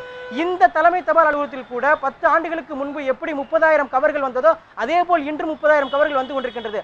ஆனால் கூடுதலாக உருவான சந்தையை தான் தனியார் தற்போது கைப்பற்றிருக்கின்றார்கள். அதாவது கல்வி நிறுவனங்கள், வணிக நிறுவனங்கள், தொழில்துறை நிறுவனங்கள் அதிகரித்த பின்னாடி மெயில் மூலமாக தகவல் தொடர்பு என்பது இருக்கிறது. ஆனால் ஹார்ட் காப்பி என்று சொல்லக்கூடிய அந்த டிராஃப்ட்கள், அதாவது டாக்குமெண்ட்டுகளை அனுப்பக்கூடிய சேவை என்பது அதிகரித்திருக்கிறது. இந்த கூடுதலான சந்தையை தான் தனியார் பிடித்திருக்கிறார்கள். இந்த சந்தையை கைப்பற்றுவதற்கு மத்திய அரசுக்கு ஆர்வமில்லை என்றுதான் இங்கு ஊழியர்கள் சொல்கின்றார்கள். இந்த சந்தையை கைப்பற்றும் பட்சத்தில், அதாவது சட்டத்தை முழுமையாக செயல்படுத்தி தனியார் அஞ்சல் சேவை வழங்க முடியாது என்பதை உறுதிப்படுத்தினால் இந்த சேவை முழுவதுமாக கட்டுப்பாட்டில், அதாவது அஞ்சல் துறை கட்டுப்பாட்டில் வந்துவிடும். இதனை செய்ய மத்திய அரசு தயங்குகிறது என்பதுதான் தொழிலாளருடைய குற்றச்சாட்டாக இருக்கிறது. தேவேந்திரன். குதுப்தீன், ரொம்ப முக்கியமான கருத்துக்களை பதிவு செஞ்சிருந்தீங்க. உங்களுடைய கருத்துக்களுக்கு நன்றி. தொடர்ச்சியாக மற்ற செய்தியாளர்களினுடைய தகவல்களுக்கும் நன்றி. கடிதங்கள் ரொம்ப முக்கியமான ஒரு விஷயம். இந்த அஞ்சலகத்தின் மூலமாக பெறப்படக்கூடிய கடிதங்கள் ஆவணங்களாக இருந்திருக்கின்றன. கச்சத்தீவு விவகாரத்தில் ஒப்பந்தத்தை தாண்டி இந்திய அரசு இலங்கை அரசுக்கு இடையிலான கடிதங்களும் ஒரு முக்கியமான ஆவணமாகத்தான் கொள்ளப்படுகின்றது. உலக அளவில் மார்க்ஸ் எங்கல்ஸுக்கு எழுதிய கடிதங்களாகட்டும், நேரு இந்திரா காந்திக்கு எழுதின கடிதங்களாகட்டும், அண்ணாதுரை தனது தொண்டர்களுக்கு எழுதிய கடிதங்களாகட்டும், தற்போதைய அரசியல் தற்போதைய தலைவர்கள் தொண்டர்களுக்கு எழுதக்கூடிய கடிதங்களாகட்டும் இன்னமும் நீடித்து வருகின்றன. இன்னமும் முக்கியத்துவம் வாய்ந்ததாகவும் பார்க்கப்பட்டுக் கொண்டிருக்கின்றன. மத்திய அரசு மாநில அரசுகளோடு, மாநில அரசு மத்திய அரசுகளோடு தொடர்பு கொள்வதும் கூட இன்றும் கடிதங்களோடு தான். காரணம் அதுதான் ஆவணங்களாகவும் இருக்கின்றன. அந்த கடிதத்திற்கான மதிப்பு என்றுமே குறைந்து விடாத பட்சத்தில் நிச்சயமாக அஞ்சல் துறையினுடைய மதிப்பும் நீடித்து கொண்டே இருக்கும். அதை மேம்படுத்துவதற்கான முயற்சிகளை உரியவர்கள் எடுப்பார்கள் என்ற நம்பிக்கையோடு நிறைவு செய்கிறேன். வணக்கம்.